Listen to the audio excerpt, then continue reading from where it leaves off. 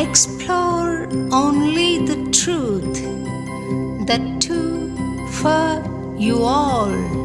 Shobha explores.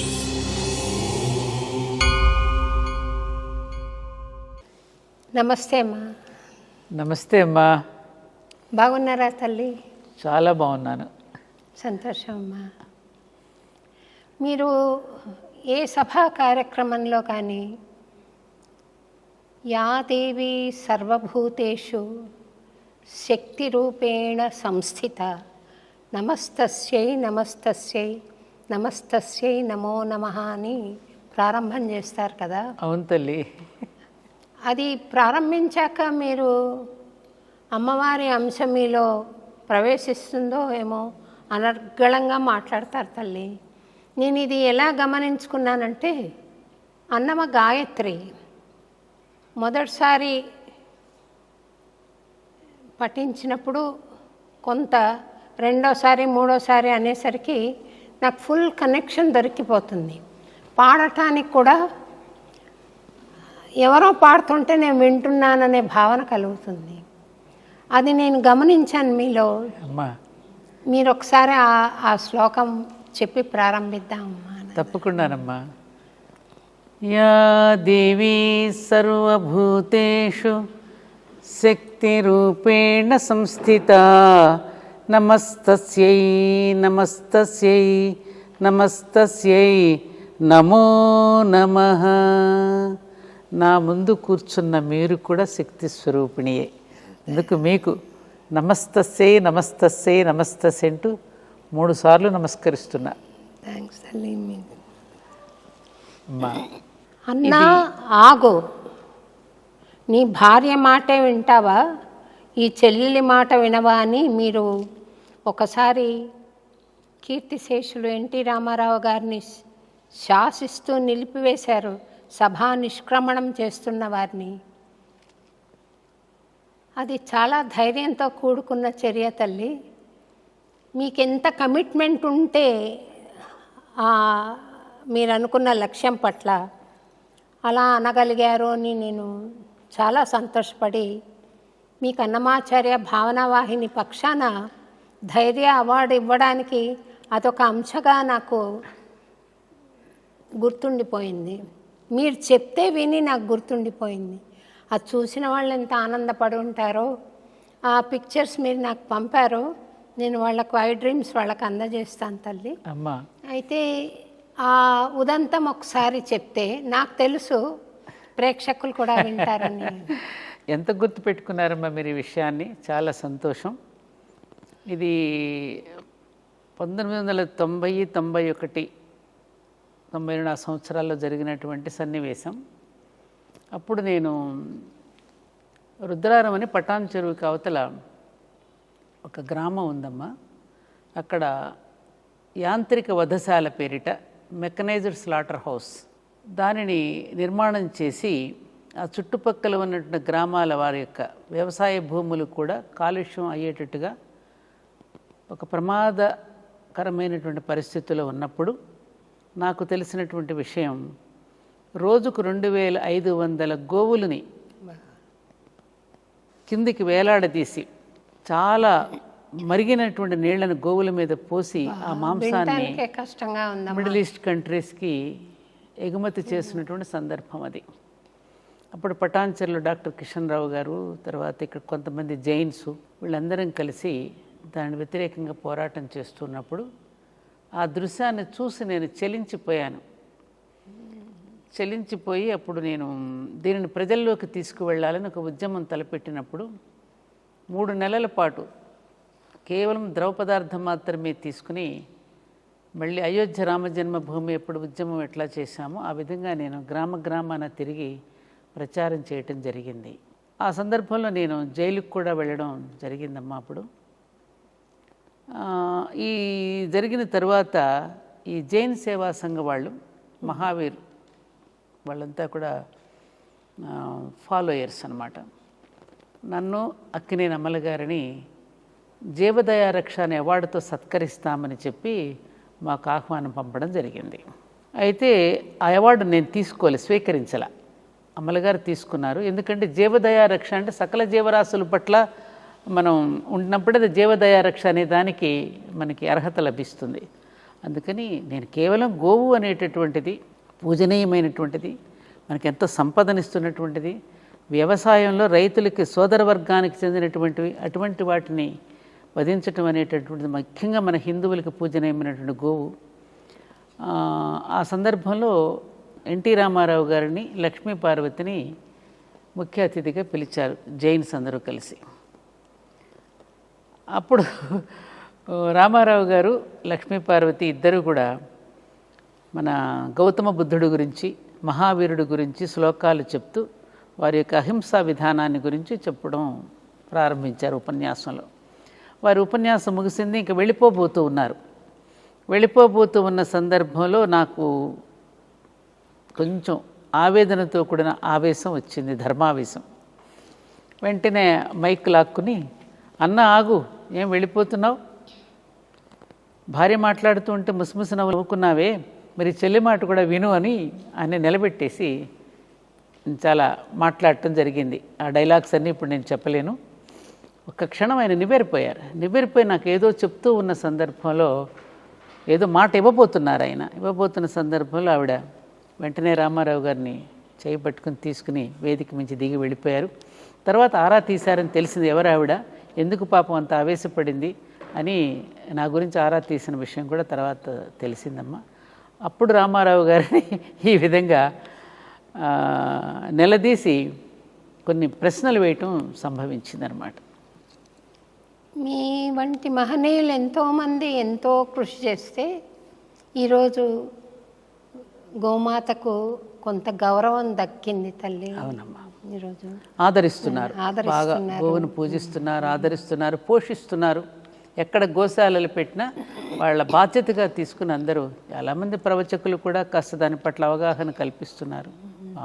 ఎప్పుడైతే గోమాతను మళ్ళీ ఆదరించటం మొదలుపెట్టామో, ఎప్పుడైతే గోమాతను పోషించుకోవటం మనం ప్రారంభిస్తామో, అప్పటి నుండి సత్యయుగ ఆరంభానికి పునాదులు పడినట్టే లెక్కమ్మ. ఎందుకంటే కలిపురుషుడు రావడంతో తన్నింది ముందు గోవునే కదా, గో వృషభాలను తన్నినందుకే కదా కలి యొక్క లక్షణాలన్నీ మనకు అంటుకున్నాయి. కాబట్టి గోవును మళ్ళీ గౌరవిస్తే గో వృషభాలని, గోవు భూమాతకు ప్రతీక, వృషభమేమో ధర్మానికి ప్రతీక.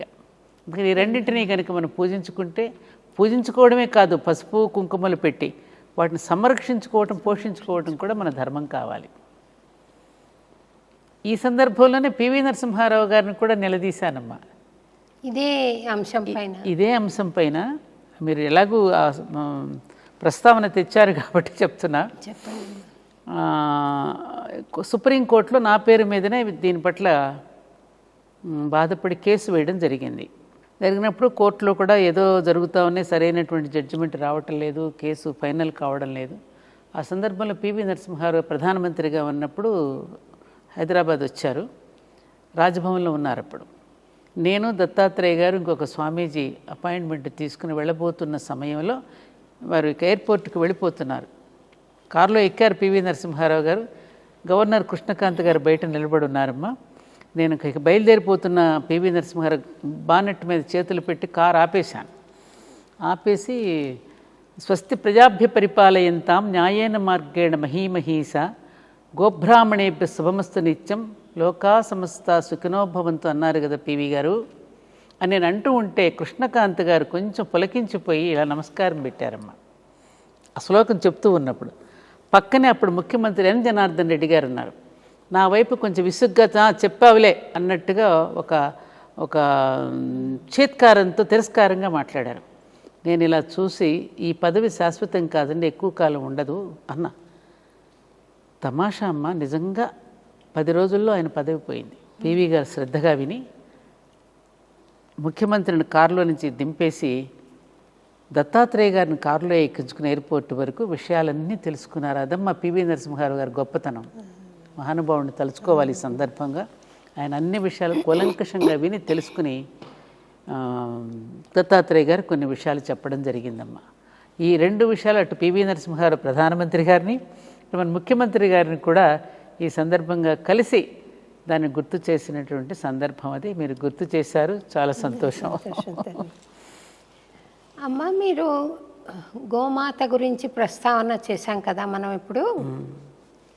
గోవులు సమస్త దేవతామూర్తులు నివసిస్తారు అని మనం విశ్వసిస్తాం. కానీ హేతువాదులు ఒక కుక్క ప్రాణం ఎంత ముఖ్యమో ఆవు ప్రాణం అంతే ముఖ్యము. కుక్కకి ఎలా నొప్పి కలుగుతుందో ఆవుకు అలాగే నొప్పి కలుగుతుంది. ఏ విధంగా ఆవు శ్రేష్టమైనది మాకు భౌతికంగా కనపడదు కదా అంటారు. వాళ్ళకి ఎటువంటి సమాధానం ఇస్తే బాగుంటుంది అని.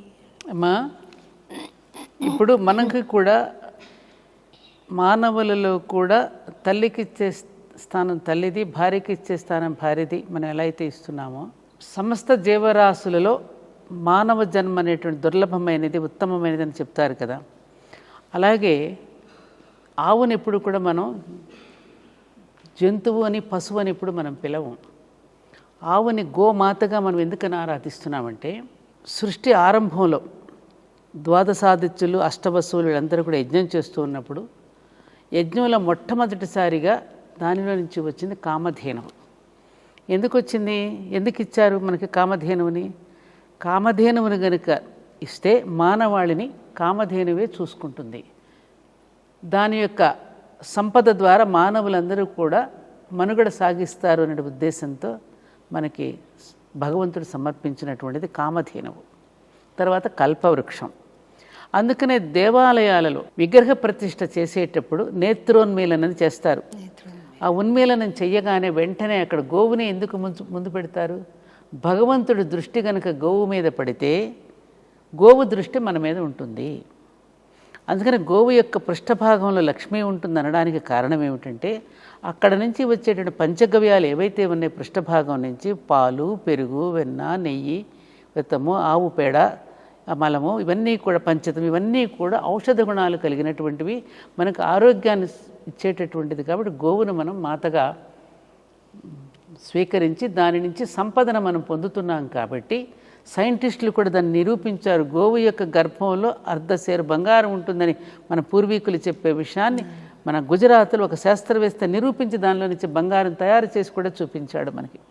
అటువంటి సంపదనిచ్చేటువంటి గోమాతని మనం మాతగా దైవంగా పూజిస్తాం. ఒక్క గోమాతనే కాదు, మనం ప్రతి రాయిని, రప్పని, పుట్టని, అన్నింటినీ కూడా దేవతగా భావించేటువంటి గొప్ప తత్వం మన సనాతన ధర్మం మనకి నేర్పించింది. అంటే సృష్టిని ఆరాధించడం, ప్రకృతి ధర్మానికి అనుగుణంగా మానవుడు జీవించటం ఎలాగో నేర్పించిందే సనాతన ధర్మం. అందుకే అది శాశ్వతమైనటువంటి ధర్మం. అందులో గోవుకున్నటువంటి ప్రాశస్త్యం చెప్పలేనటువంటిది. మిగతా జంతువులలో లేనటువంటి గొప్ప గొప్ప లక్షణాలన్నీ కూడా, గొప్ప గొప్ప ధర్మాలన్నీ కూడా గోవులో ఉన్నాయి. కాబట్టి అది పూజనీయము. మనకి కళ్ళకి కనిపిస్తోంది కదా అది. గోవు పాలు నుంచి మనం తల్లి లేని పిల్లలకు ఆవు పాలు శ్రేష్టమని చిన్నప్పుడు మనం 1వ తరగతి పుస్తకంలోనే మనం చదువుకున్నాం. తల్లిపాలు లేని వాళ్ళందరికీ ఆవు పాలు నుంచి పోషించినప్పుడు వైనం మనందరికీ కుటుంబాల్లో తెలుసు. అందుకని గాడిద పాలు ఇచ్చి మనం అయితే మన పిల్లల్ని పోషించలేదు కదా. కాబట్టి అది శ్రేష్టమైన దేవతగా ఆరాధించటం అనేటటువంటిది మన సనాతన ధర్మంలో మనకున్న గొప్ప సాంప్రదాయం, గొప్ప భక్తి భావన. సంతోషం తల్లి. మీరు మహాతల్లి ద్రౌపది నిండు సభలో అవమానపడిన తర్వాత జుట్టు విరబోసుకొని మళ్ళీ నేను ఈ దుర్యోధనుడు ఎప్పుడైతే వధింపబడి ఆ రక్తంతో నేను ఈ జుట్టును నేను సవరించుకుంటానో అప్పుడు నేను ఈ జుట్టు ముడి వేసుకుంటాను అని శపథం చేసింది కదమ్మా. అలాంటి సందర్భమే మీరు కూడా జీవితంలో మీరు ఒకానొక సందర్భంలో జుట్టు అర్థమైంది విరిచేసి అయోధ్యలో రామాలయం రాముడే ఎప్పుడు ప్రతిష్ఠింపబడతాడో అప్పుడే నేను ముడుచుకుంటాను అని, రామాలయానికి శంకుస్థాపన ఎప్పుడు జరుగుతుందో అప్పుడు నేను ముడి వేసుకుంటాను అని శపథం చేయడం జరిగింది. దానికి కారణం ఏమిటంటే అమ్మా, నేను 1988లో కంచి పరమాచార్య చంద్రశేఖరేంద్ర సరస్వతి మహాస్వామి వారిని దర్శించుకోవడం జరిగింది. దర్శించుకున్నప్పుడు స్వామిని నాకేమిటో స్వామి నాకు తెలియకుండా ఏదో చెప్పాలని అనిపిస్తోంది. మరి నేనేం పెద్దగా చదువుకోలేదు, నాకు రామాయణ భారత భాగవత పురాణ ఇతిహాసాలు ఏవీ నాకు తెలియవు. కానీ ఏదో తన్నుకొస్తోంది స్వామి, నాకేదో చెప్పాలని, ధర్మ ప్రచారం చేయాలని స్వామి నన్ను అనుగ్రహించండి అని స్వామివారిని అడిగానమ్మా. నడిచే దైవం పరమాచార్యుల వారిని. అప్పుడు వారు నన్ను చిరునవ్వుతో నన్ను ఆశీర్వదించి పంపించారు. ఆ చిరునవ్వుతో ఏదో తమిళ్లో ఏదో మాట్లాడారు, నాకు అర్థం కాలేదు. అప్పుడు మఠంలో నుంచి పక్కన నుంచి వచ్చి, అమ్మ నువ్వు స్వామివారికి అనుగ్రహం చాలా పొందావు తల్లి ఈ రోజున. వారు అలా నవ్వడం మేము చూసి చాలా కాలమైంది.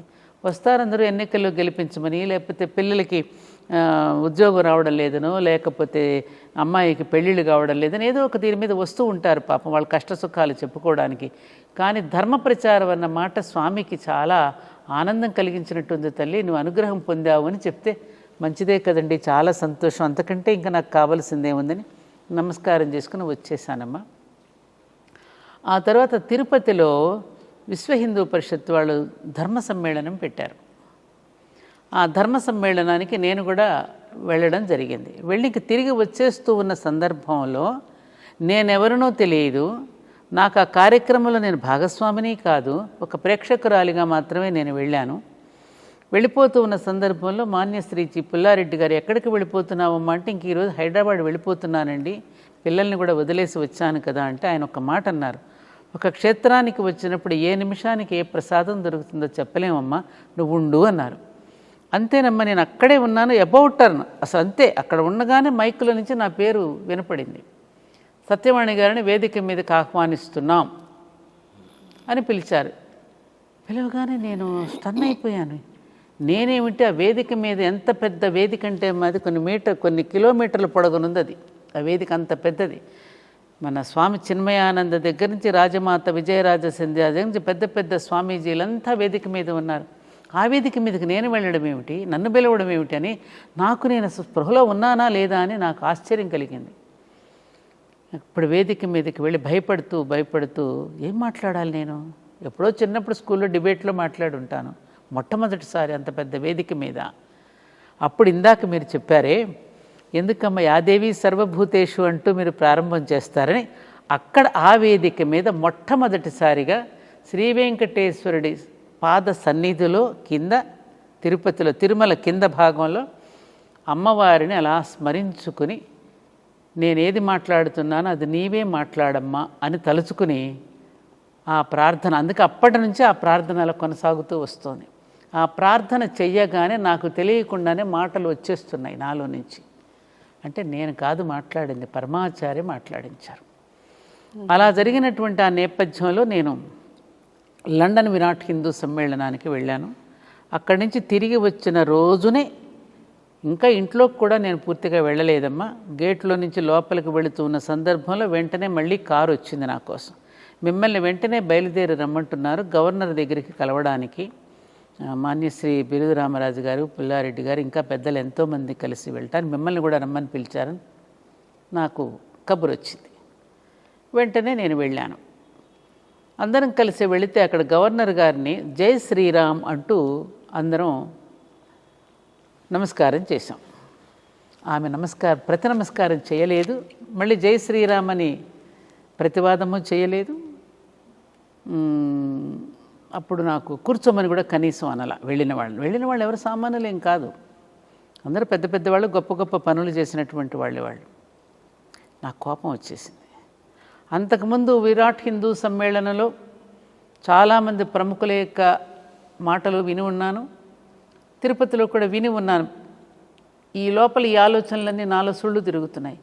ఏమిటి, శ్రీరామచంద్రుడి యొక్క మాట చెప్పగానే ఎందుకు వీళ్ళకి ఇంత చిరాకు, ఎందుకు ఇంత పరాకు?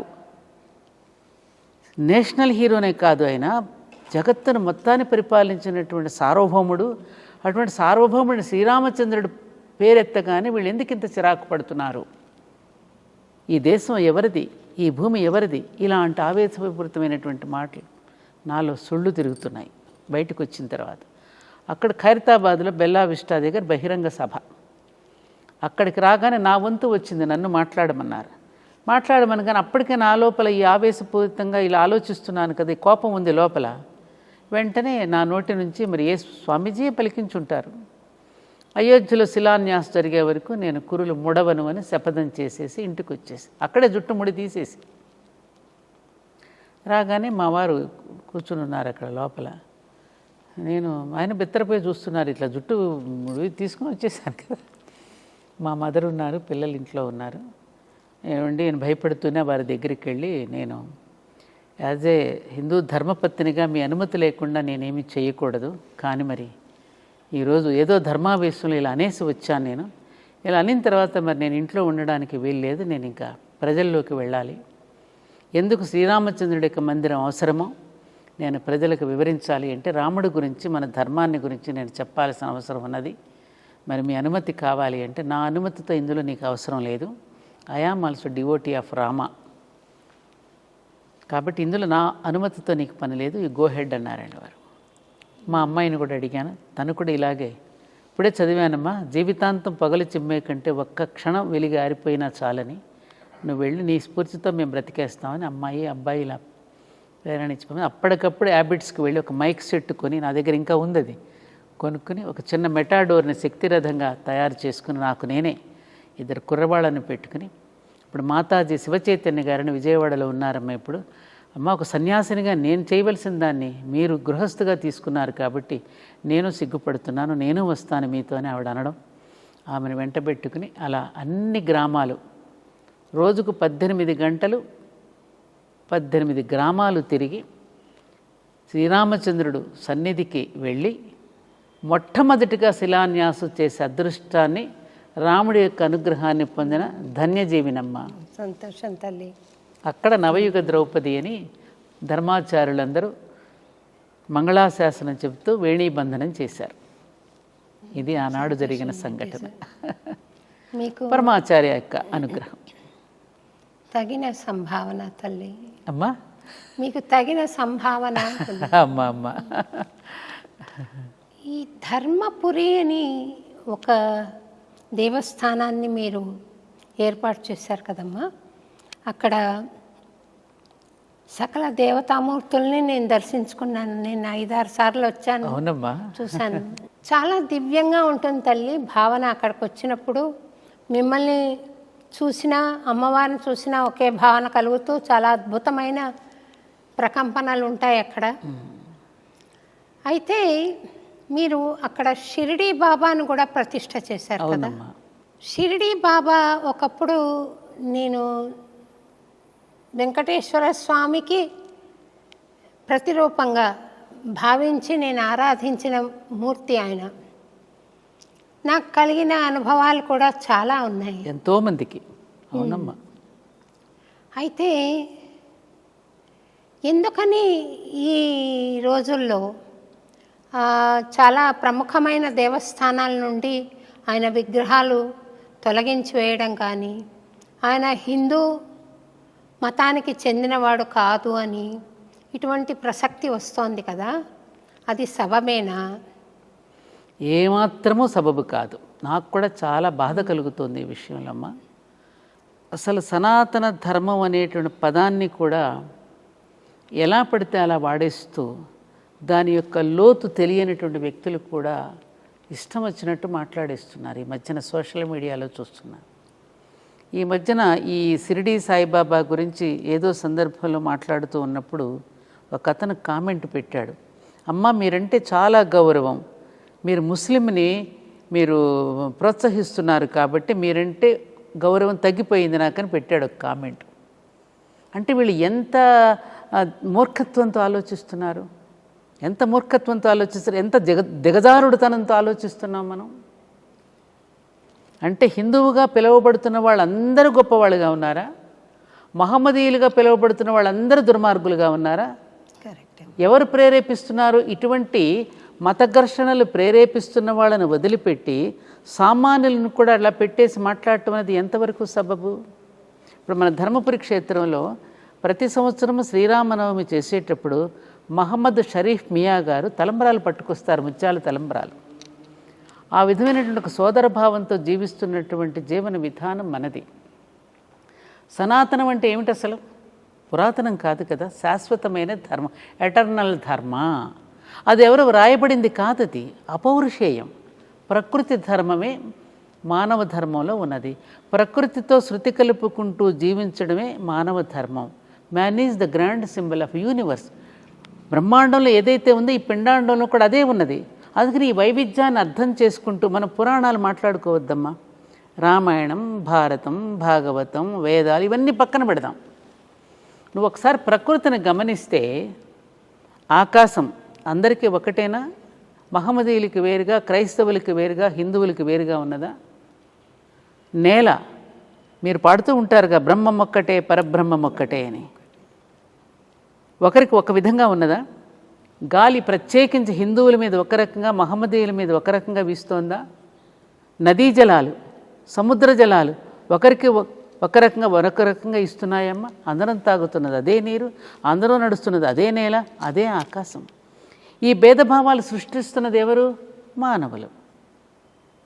అసలు ఆయన మహమ్మదీయుడని ఎవరు చెప్పారు? ఎవరు నిర్ధారించారు మహమ్మదీయుడని?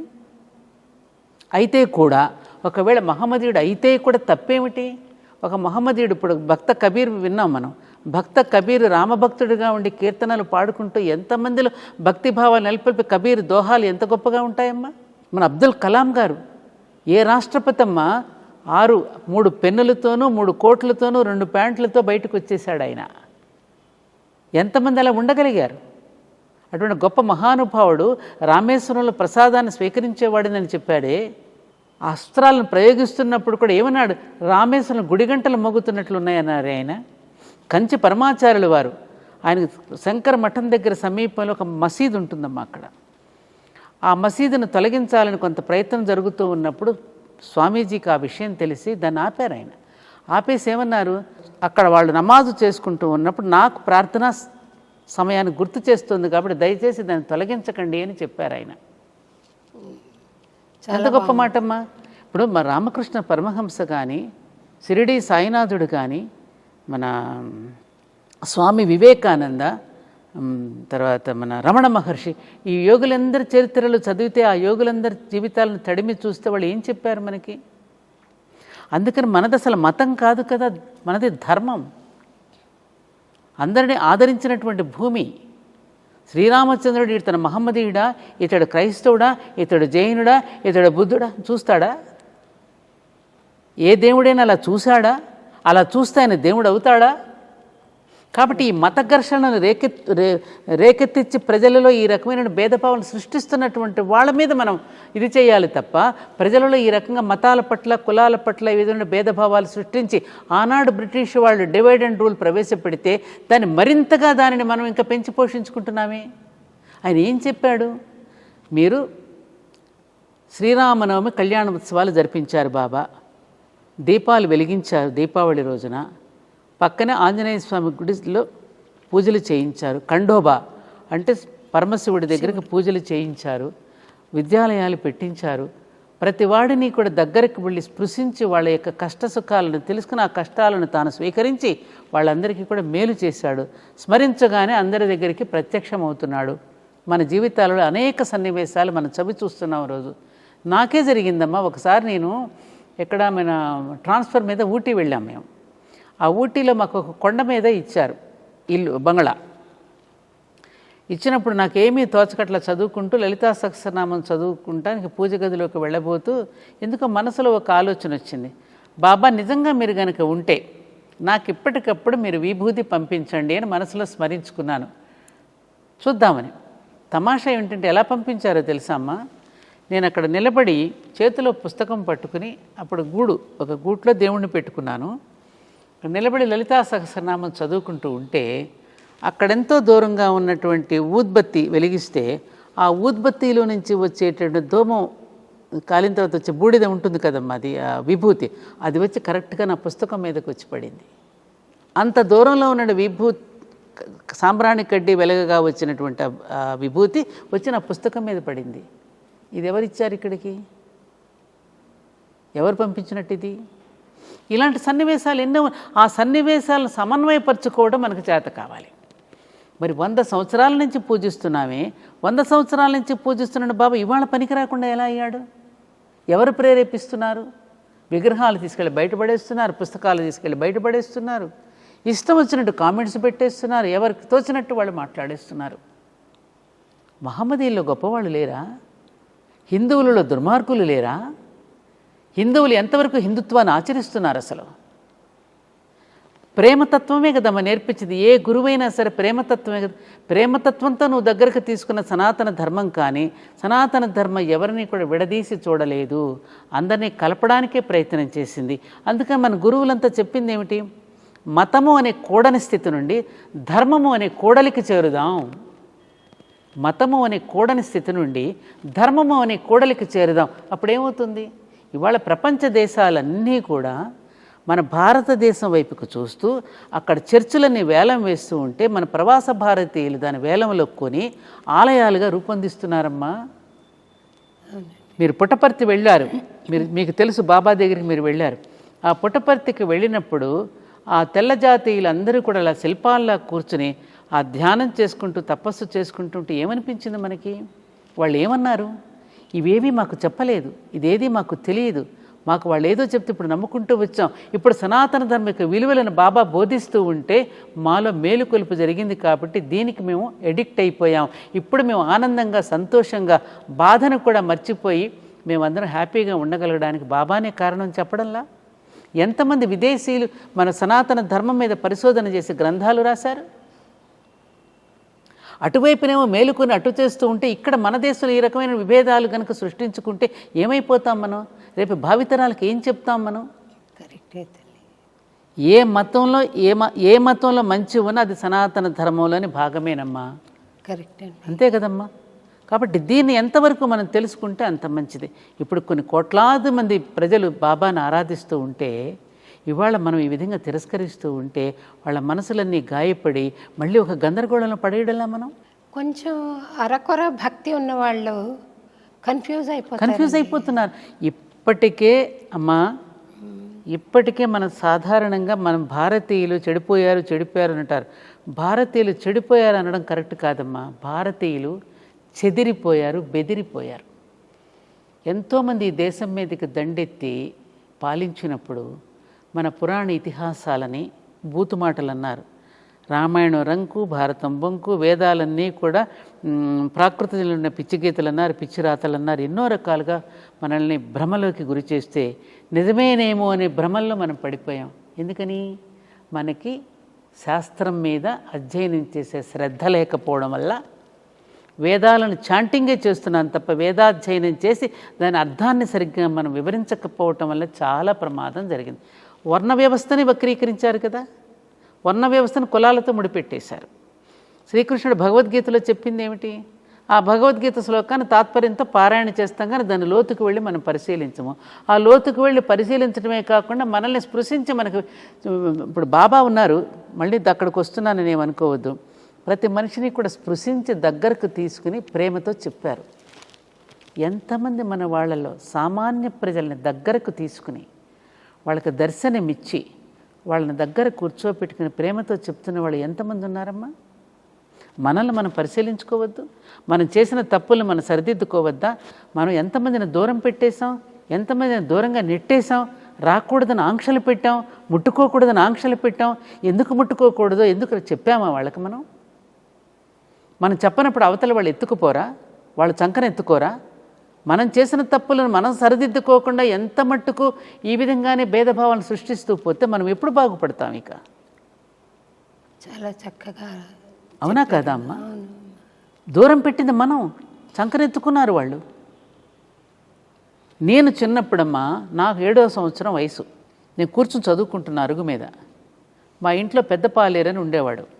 అతను శ్రీరామనవమి పండుగ కళ్యాణం జరుగుతోంది మా ఊర్లో. జరుగుతుంటే పానకం తీసుకురాడు, ఇంత పెద్ద లోటా పట్టుకుని వెళ్ళాడు. ఖాళీ లోటాతో తిరిగి వస్తున్నాడు. ఏం రాజుగా, ఏది పానకం ఏది అన్నాను. చిన్నపిల్లని నేనప్పుడు. అమ్మగారు నాకు పోయినన్నారు, పాపగారు నాకు. ఎందుకని పోయినా? నేను హరిజనుడునని నాకు పోయినన్నారు. ఎవరా నిన్న రా, నేను పోయిస్తాను. ఎలా అడుగు? అప్పుడు వెళ్ళి నిలదీసి అడిగి పానకం పోయించి తీసుకొచ్చా. ఎందుకు అతనికి పోయినన్నారు? హరిజనుడు అంటే ఎవరు? ఎందుకు అతను దూరంగా పెడుతున్నారు మీరు? చిన్నప్పుడే నేను పోరాడాను ఈ విషయం మీద. అలా దూరం పెట్టింది ఎవరు? మనం కదా. ఎందుకు దూరం పెట్టాం? ఎందుకు? శాస్త్రం ఏం చెప్పింది? మనసున్నవాడు, మనసుతో పనిచేస్తున్నటువంటి వాడు, వేదాధ్యయనం చేయాలి. శరీరంతో పనిచేసేటటువంటి వాడు ఆజ్ఞ మేరకు శరీరంతో పనిచేస్తున్న వేదాధ్యయనంతో పని లేదు. శరీరాన్ని సమాజానికి సమర్పించుకుంటూ అతను సేవ చేస్తున్నాడు కాబట్టి వర్క్ ఈజ్ వర్షిప్, అది పూజ కంటే గొప్పదైనది. కాబట్టి అతను దేవాలయాలకి రాకపోయినా పర్వాలేదు, అతనే పూజనీయుడు, అతడు అందరికంటే గొప్పవాడు అని చెప్పింది వేదం. మరి దాన్ని చెప్పామా మనం? నాకు ఒక సంఘటన గుర్తొస్తుందమ్మా. నేను అన్నమాచార్య స్కాలర్షిప్ స్టూడెంట్గా ఉన్నప్పుడు మా పల్లెకి వెళ్ళాను. మా పల్లె మదనపల్లెకి ఒక 20 కిలోమీటర్ల దూరంలో ఉంటుంది, తిరుమల రెడ్డి వారి పల్లె అని. అక్కడ ఇక్కీరప్ప అని ఒక ఆయన ఉంటాడు, వాళ్ళ భార్య ఓబి వాళ్ళ అత్తగారు అనుకుంటా. వాళ్ళ భార్య పేరు గుర్తు రావట్లేదమ్మా. వాళ్ళిద్దరిని నేను పిలిచి, వాళ్ళు ఏకనాదం ఉంటుంది కదా, tongue tongue tongue tongue tongue tongue అంటూ తత్వాలు, సూపులోనే సూపురే పాడేవాళ్ళు. చూపులో చూపు అని చాలా లోతైన మీనింగ్ ఉన్న తత్వాలు వాళ్ళు పాడుతుంటే పిలిపించుకుని వింటున్నాను. నేను చేరేసుకొని కూర్చున్నాను. వాళ్ళని అరుగు మీద కూర్చోమంటే కింద కూర్చున్నారు ఇద్దరు, కూర్చుని పాడుతున్నారు ఇద్దరు. మా నాన్నమ్మ వెనక నుండి వచ్చింది పెద్ద గొంతుతోటి. ఆ చిన్నపిల్ల పిలిస్తే రావడమేనా, నట్టింట్లో ఇట్లా కూర్చుని మీరు పాడతారా, వెళ్ళిపోండి ఇక్కడి నుంచి అని తిట్టేసరికి నేను చాలా మనసు నొచ్చుకొని కాసేపు మౌనం వహించి మళ్ళీ వాళ్ళ ఇంటికి వెళ్ళి, నా దగ్గర 40 రూపాయలు ఉంది, 10 రూపాయలు నా బస్ ఛార్జ్కి ఉంచుకొని 30 రూపాయలు వాళ్ళకి ఇచ్చి, సరే మీకు జరిగిన అవమానానికి మళ్ళీ వస్తాను నేను, మళ్ళీ మీ పాటలు వింటాను అని చెప్పి మధ్యాహ్నం బస్సు ఉంటే పట్టుకుని తిరుపతికి వెళ్ళిపోయాను. చూడండి, మా నాన్నమ్మ బతిమలాడుతుంటే కూడా దొరసానే ఉండవే అని ఎంత బతిమలాడుతున్నా నేను ఉండలేదు. ఇంకా నాకు అంత బాధ అనిపించింది. అది మా ఇంట్లో జరిగింది. మా నాన్నమ్మ పోనీ మేమేమి ఉత్తమ కులంలో పుట్టిన దాన్ని కాదు, అంటే గుణకర్మాల్ని మీరు గణనలోకి తీసుకుంటే నేను ఉత్తమ కులానికి సంబంధించిన పనే చేస్తున్నాను, అదే మార్గంలో వెళ్తున్నాను. కాకపోతే జన్మతః కాదు. అప్పటికే ఆమెకు అంత కోపం ఉంది అని అంటే, వాళ్ళంటే ఇంకా అందరి వేరే వాళ్ళకి ఎంత ఉంది అని నాకు చాలా బాధ అనిపించింది తల్లి. అది అమానవీయంగా అనిపించింది. తర్వాత నేను ఈ అన్నమాచార్య సంకీర్తనలకు ఇంతగా అంకితం అవ్వడానికి ఇదొక కారణం. చూసారా, ఆయన ఆ సంఘటన మనల్ని ఎక్కడికో తీసుకువెళ్తుందమ్మా. ఏమంటారు, మైల్ స్టోన్స్, మనకి టర్నింగ్ పాయింట్. ఒక సంఘటన మన మేలు కలుపుతుంది. అలాగమ్మా మనం చేసినటువంటి తప్పులే ఇవాళ మరి ప్రపంచమంతా ఉన్నటువంటి సనాతన ధర్మం ఏమ్మా ఇవాళ ఒక దేశం భారతదేశం, ఆ భారతదేశంలో కూడా ఇంత పర్సంటేజ్గానే మిగిలిపోవటానికి కారణం ఎవరంటారు? ఎవరు? మనం కాదా? మౌఢ్యం. ఈవెన్ నౌ, ఇప్పటికీ కూడా స్వాతంత్రం వచ్చిన తర్వాతనైనా మనం సనాతన ధర్మం అని గింజుకుంటూ మన హైందవ ధర్మం అని చెప్పి నినాదాలు పలుకుతూ అరుస్తున్నామే, మన పాఠ్యాంశాలలో చేర్చుకోగలిగామా? సెక్యులరిజం పేరిట ఇప్పటికీ కూడా నేను మన ఒక గవర్నమెంట్ స్కూల్కి, నేను మీ స్కూల్కి హరికథ చెప్పిస్తానండి, మీరు పర్మిషన్ ఇస్తే అని అడిగాను. పర్మిషన్ ఉండదండి ఇక్కడ అన్నారు. దేనికనమ్మా అంటే, సెక్యులర్ ఇది కదమ్మా, ఇక్కడ ఇంకొక అన్యమతాల వాళ్ళు కూడా అడుగుతారుగా, కాబట్టి ఇక్కడ చెప్పడానికి అనుమతి లేదు అని చెప్పింది. దీన్ని ఏమనాలి? మరి పిల్లల నైతిక విలువలను మనం ఏ విధంగా మనం పెంపొందించగలుగుతాం? నైతిక విలువ పెంపొందించాలంటే ఎవరిని ఉదాహరణగా తీసుకుంటాం? మనం ఎవరిని రోల్ మోడల్స్గా తీసుకుంటామమ్మా? చెప్పాలంటే ఇప్పుడు దుర్యోధనుడు, అలాగే రావణాసురుడు, అటు శ్రీరామచంద్రుడు, ధర్మరాజు, శ్రీకృష్ణుడు, ఆ పాత్రల గురించి చెప్పాలి అంటే ఎగ్జాంపుల్స్ చెప్పాలి. ఇవి తప్ప ఇంకేమన్నా ఎగ్జాంపుల్స్ మనకి? మహాత్మా గాంధీ కూడా చిన్నప్పుడు మా అమ్మ రామాయణం చెప్పడం వల్ల ఇంతవాడినయ్యానన్నాడా? శ్రీస్వామి వివేకానందుడు కూడా తన తల్లి అయినటువంటి భువనేశ్వరీదేవి చిన్నప్పుడు చెప్పిన గాథల వల్ల ఇలా అయ్యానని చెప్పాడా? ఛత్రపతి శివాజీకి జిజియామాత అలా చెప్పడం వల్లే నేను గొప్పవాడు. మరి ఎవరు రోల్ మోడల్స్ వీళ్ళకి? ఎవరు చెప్పాలి వీళ్ళకి? ఇప్పటికైనా మనం మార్చుకోగలిగాము. 77 సంవత్సరాలు అయిపోయింది స్వాతంత్రం తెచ్చుకుని, ఇప్పటికైనా విద్యా విధానంలో మార్పు తెచ్చుకోలేకపోయాం కదా. మరి దోషం ఎవరిదమ్మా? అలాంటి మహానుభావుడు ఎవరు వచ్చి ప్రజలలో ఒక చైతన్యం కలిగించి ఆఖరికి గురు పౌర్ణమిని కూడా మనం చేసుకోవడానికి కారణం షిరిడీ సాయిబాబానే. వ్యాస పౌర్ణమిని గురు పూర్ణిమగా చేసుకోమని చెప్పింది షిరిడీ సాయిబాబా. ఎందుకని ఇటువంటి మౌఢ్యం, మీరు అన్నట్టుగా ఇటువంటి మూర్ఖపుట ఆలోచనలోకి ఇంకా మనం లోపలికి వెళ్ళిపోతే, ప్రజలలో ఇటువంటి భావాలను కనుక రేకెత్తిస్తే ఎలా మన పిల్లలకు సమాధానం చెప్పలేం కదా. నేను కూడా విమర్శలకు లోనయ్యాను తల్లి. సబ్కా మాలిక్ ఏక్ అన్నానని చెప్పి. అవునా? సబ్కా మాలిక్ ఏక్ కాకుండా మరెవరు ఇద్దరు ఉంటారా? దేవుళ్ళు ఒక్కడే, దేవుడు ఒక్కడే, దేవతలు ఎందరో. ఒక్కొక్క భాషలో ఎందరో అయినా కూడా వాళ్ళందరి స్వరూపం మళ్ళీ యజమాని కదమ్మా. యజమాని అంటే ఈ విశ్వానికి ఒక యజమాని ఉంటాడు కదా. అందుకే ఈ విశ్వం మొత్తానికి యజమాని ఒక్కడే అని చెప్పాడు ఆయన. అందులో తప్పే ఉంది? యజమాని ఎవరు? దైవం. దేవతలు ఎందరో, దేవుడు ఒక్కడేనే కదా మన సనాతన ధర్మం మనకు చెప్పింది, మనం చూస్తున్నది.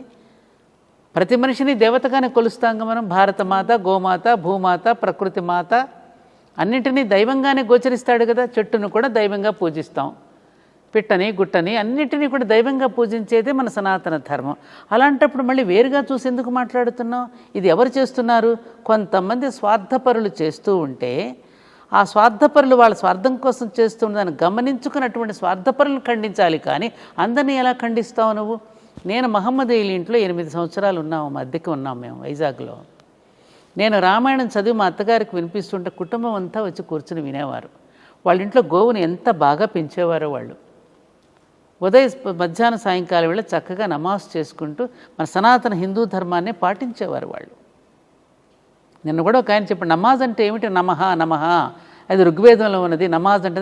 ఒక మహమ్మదీయుడు చెప్తున్నాడు చక్కగా. నిన్న చూసాను నేను ఒక వాట్సాప్లో మెసేజ్. సబ్కా మాలిక్ ఏక్ కంటే దాంట్లో తప్పే ఉంది. అంటే మన దృష్టి మారాలి, మన చూపు మారాలి. మన దృష్టిలోనే లోపం ఉన్నది. అవగాహన లోపం వల్ల వచ్చేటటువంటి మూర్ఖత్వంతో కూడిన మాటలు తప్ప మరొకటి కాదు. మంచి చేసేవాడు ఎప్పుడూ అవమానాలు పొందుతూనే ఉంటాడమ్మా. రాముడిని అనలా ఈ దేశం? సీతమ్మని అనలా? ద్రౌపదిని అనడలా? ఎవరిని వదిలిపెట్టింది ఈ దేశం? దేవుళ్ళను కూడా కించపరిచి మాట్లాడేటటువంటి తత్వంలో ఉన్నాం ఇవాళ మానవులం. వాడిని వాడు చూసుకోడు. ముందు బ్రహ్మదేవుడు మనిషిని సృష్టించిన తర్వాత మానవుడిని ముందు సృష్టించినప్పుడు ఈ మనిషిని ఎక్కడికి వదిలిపెట్టాలా అని ఆలోచిస్తూ ఉంటే ఇలా వినపడింది ఆయనకి. ఈయన ఎక్కడ పెడతా, ముందు ఆకాశంలో పెడదాం అనుకుంటే, అమ్మో వీడు ఆకాశాన్ని కూడా జయించేస్తాడు, అక్కడ వద్దన్నట్టు. మరి నీళ్ళల్లో పెడదాం, అమ్మో సముద్రాన్ని కూడా లోపలికి వెళ్ళిపోతే అన్నీ జయించేస్తాడు, అక్కడ కూడా వద్దు. పోనీ భూమిలో దాన్ని జయించేస్తున్నాడు, ఎక్కడికో వెళ్ళిపోతున్నాడు. మరి ఎక్కడ పెట్టాలి? మానవుడిలోనే పెడితే దాన్ని జయించలేడు. అందుకే తనను తాను జయించలేకపోతున్నాడు. మనిషిలోనే పెట్టబోయా, అతను జయించలేకపోతాడని చెప్పాడు. ఎంత చక్కని మాట అమ్మా ఇది. అందుకే మనల్ని మనం జయించలేకపోతున్నాం. అందుకని ఆధ్యాత్మికత అనేది అవసరం. ఇప్పుడు మీరు భావకాలుష్యాన్ని నిర్మూలించడానికి సంగీతాన్ని ఎంచుకుని ఇటువంటి భావాలను రూపుమాపి సద్భావాలను నెలకొల్పడం కోసమే మీరు ఒక ప్రయత్నం చేస్తున్నారు కదా. ఈ ప్రయత్నం వృధా కాదు కదమ్మా. కొంతమందిలోనైనా ఒక ఆలోచన రేకెత్తించి వాళ్ళను ఒక మేలుకొల్పడానికి ఇది ఒక సాధనగా మీరు వాడుతున్నారు కదా. కాబట్టి ఈ ప్రయత్నాలు ఏవి కూడా వృధా కావు. ఇది తాత్కాలికంగా వచ్చేటటువంటి ఒక తుఫాను లాంటిదే. ఇది మళ్ళీ నెమ్మదిగా దారిలో పడుతుంది. అంటే చాలా డ్యామేజ్ జరిగిపోతుంది కదమ్మా. విగ్రహాలని తేయడము పవిత్ర స్థానాల నుండి అంటే అది సామాన్యమైన విషయం కాదు, దారుణం చాలా అని అనిపిస్తుంది. మరి అక్కడ పరమశివుడికే నచ్చదమ్మా. తాను ఒక మానుష రూపంలో రావాలి అంటే దైవం మానుష రూపేణ ఆయన వచ్చి పరమశివుడు మాట్లాడలేడు కదా. వారణాసిలో ఉన్న ఆ పరమశివుడు తానుగా వచ్చి మాట్లాడలేడు కదా. ఏదో ఒక దేహాన్ని ఉపాధిగా చేసుకుని కదా మాట్లాడిస్తాడు. ఆ ఉపాధి నడయాడే దైవమే గురువులు. దేవుడు దిగి వస్తే గురువు కనపడతాడు, గురువుకు నమస్కరిస్తే దేవుడు కనపడతాడు. అంతే కదమ్మా. దిగి వచ్చే ఏదో ఒక దేహాన్ని ఉపాధి చేసుకుంటాడు కదా. తను మాట్లాడేయాలంటే ఎవరో ఒకళ్ళని ఆవహించాలి. చెప్పిస్తాడు. అలా వచ్చి చెప్పిన వాడే ఎంతోమంది గురువులు. ఇప్పుడు అన్నమాచార్య అంతే. అన్నమాచార్యుల వారు తన కీర్తనల ద్వారా ఎంత మేలుకొలుపు చేశాడు, ఒక్కొక్క పాటని ద్వారా ఎంత సంస్కరించారు ఆయన. మనం ఆ లోతుకు వెళ్ళామమ్మా. అందుకని మన చూపు మారనంత వరకు మన అంతర్దృష్టి, మన చర్మచక్షువులతో చూస్తున్నాం. ఈ అంతఃచక్షువును కనుక ఒక్కసారి మనం తెరిస్తే సత్యం ఏంటో బోధపడుతుంది. అది తెరవడానికి ఎవరికి ఓపిక ఉండదు, అంత ఓర్పు ఉండదు, తెలుసుకునే ప్రయత్నం చెయ్యరు. మీరు పరమాచార్యుల వారి గురించి ప్రస్తావించారు కదమ్మా. కవితా మనోహర్ గారు అని ఉన్నారు. అవునమ్మా, లలితా మనోహర్ గారు, ఆయన ఒకసారి మా ఇంటికి వచ్చి ఆయన మహిమలు 2-3 నాకు చెప్పారు. అర్జెంటుగా వారి దర్శనం చేసుకోవాలి అని నాకు అనిపించింది. మా ఆయనకు ఫోన్ చేశాను. మా ఆయనకు ఫోన్ చేస్తే, ఏంటి నేను జాబ్ చేస్తున్నాను ఎన్డీటీవీలో, నువ్వు అనంగానే చేయడానికి ఎలా అవుతుందని పాపం మళ్ళీ ప్రయత్నం చేసి తను విల్లుపురం నుండి మెడ్రాస్కి వస్తే నేను హైదరాబాద్ నుంచి మెడ్రాస్కి వెళ్ళి, మా అత్తగారి ఇల్లు మద్రాసులో ఉందన్నమాట. మేము ఇద్దరం కలిసి కంచికి వెళ్ళాం. వెళ్తే స్వామి 4 గంటలకు కానీ దర్శనం ఇవ్వరు అన్నాం. మేము వెళ్ళేసరికి బహుశా 10:30 ఏదో అయింది.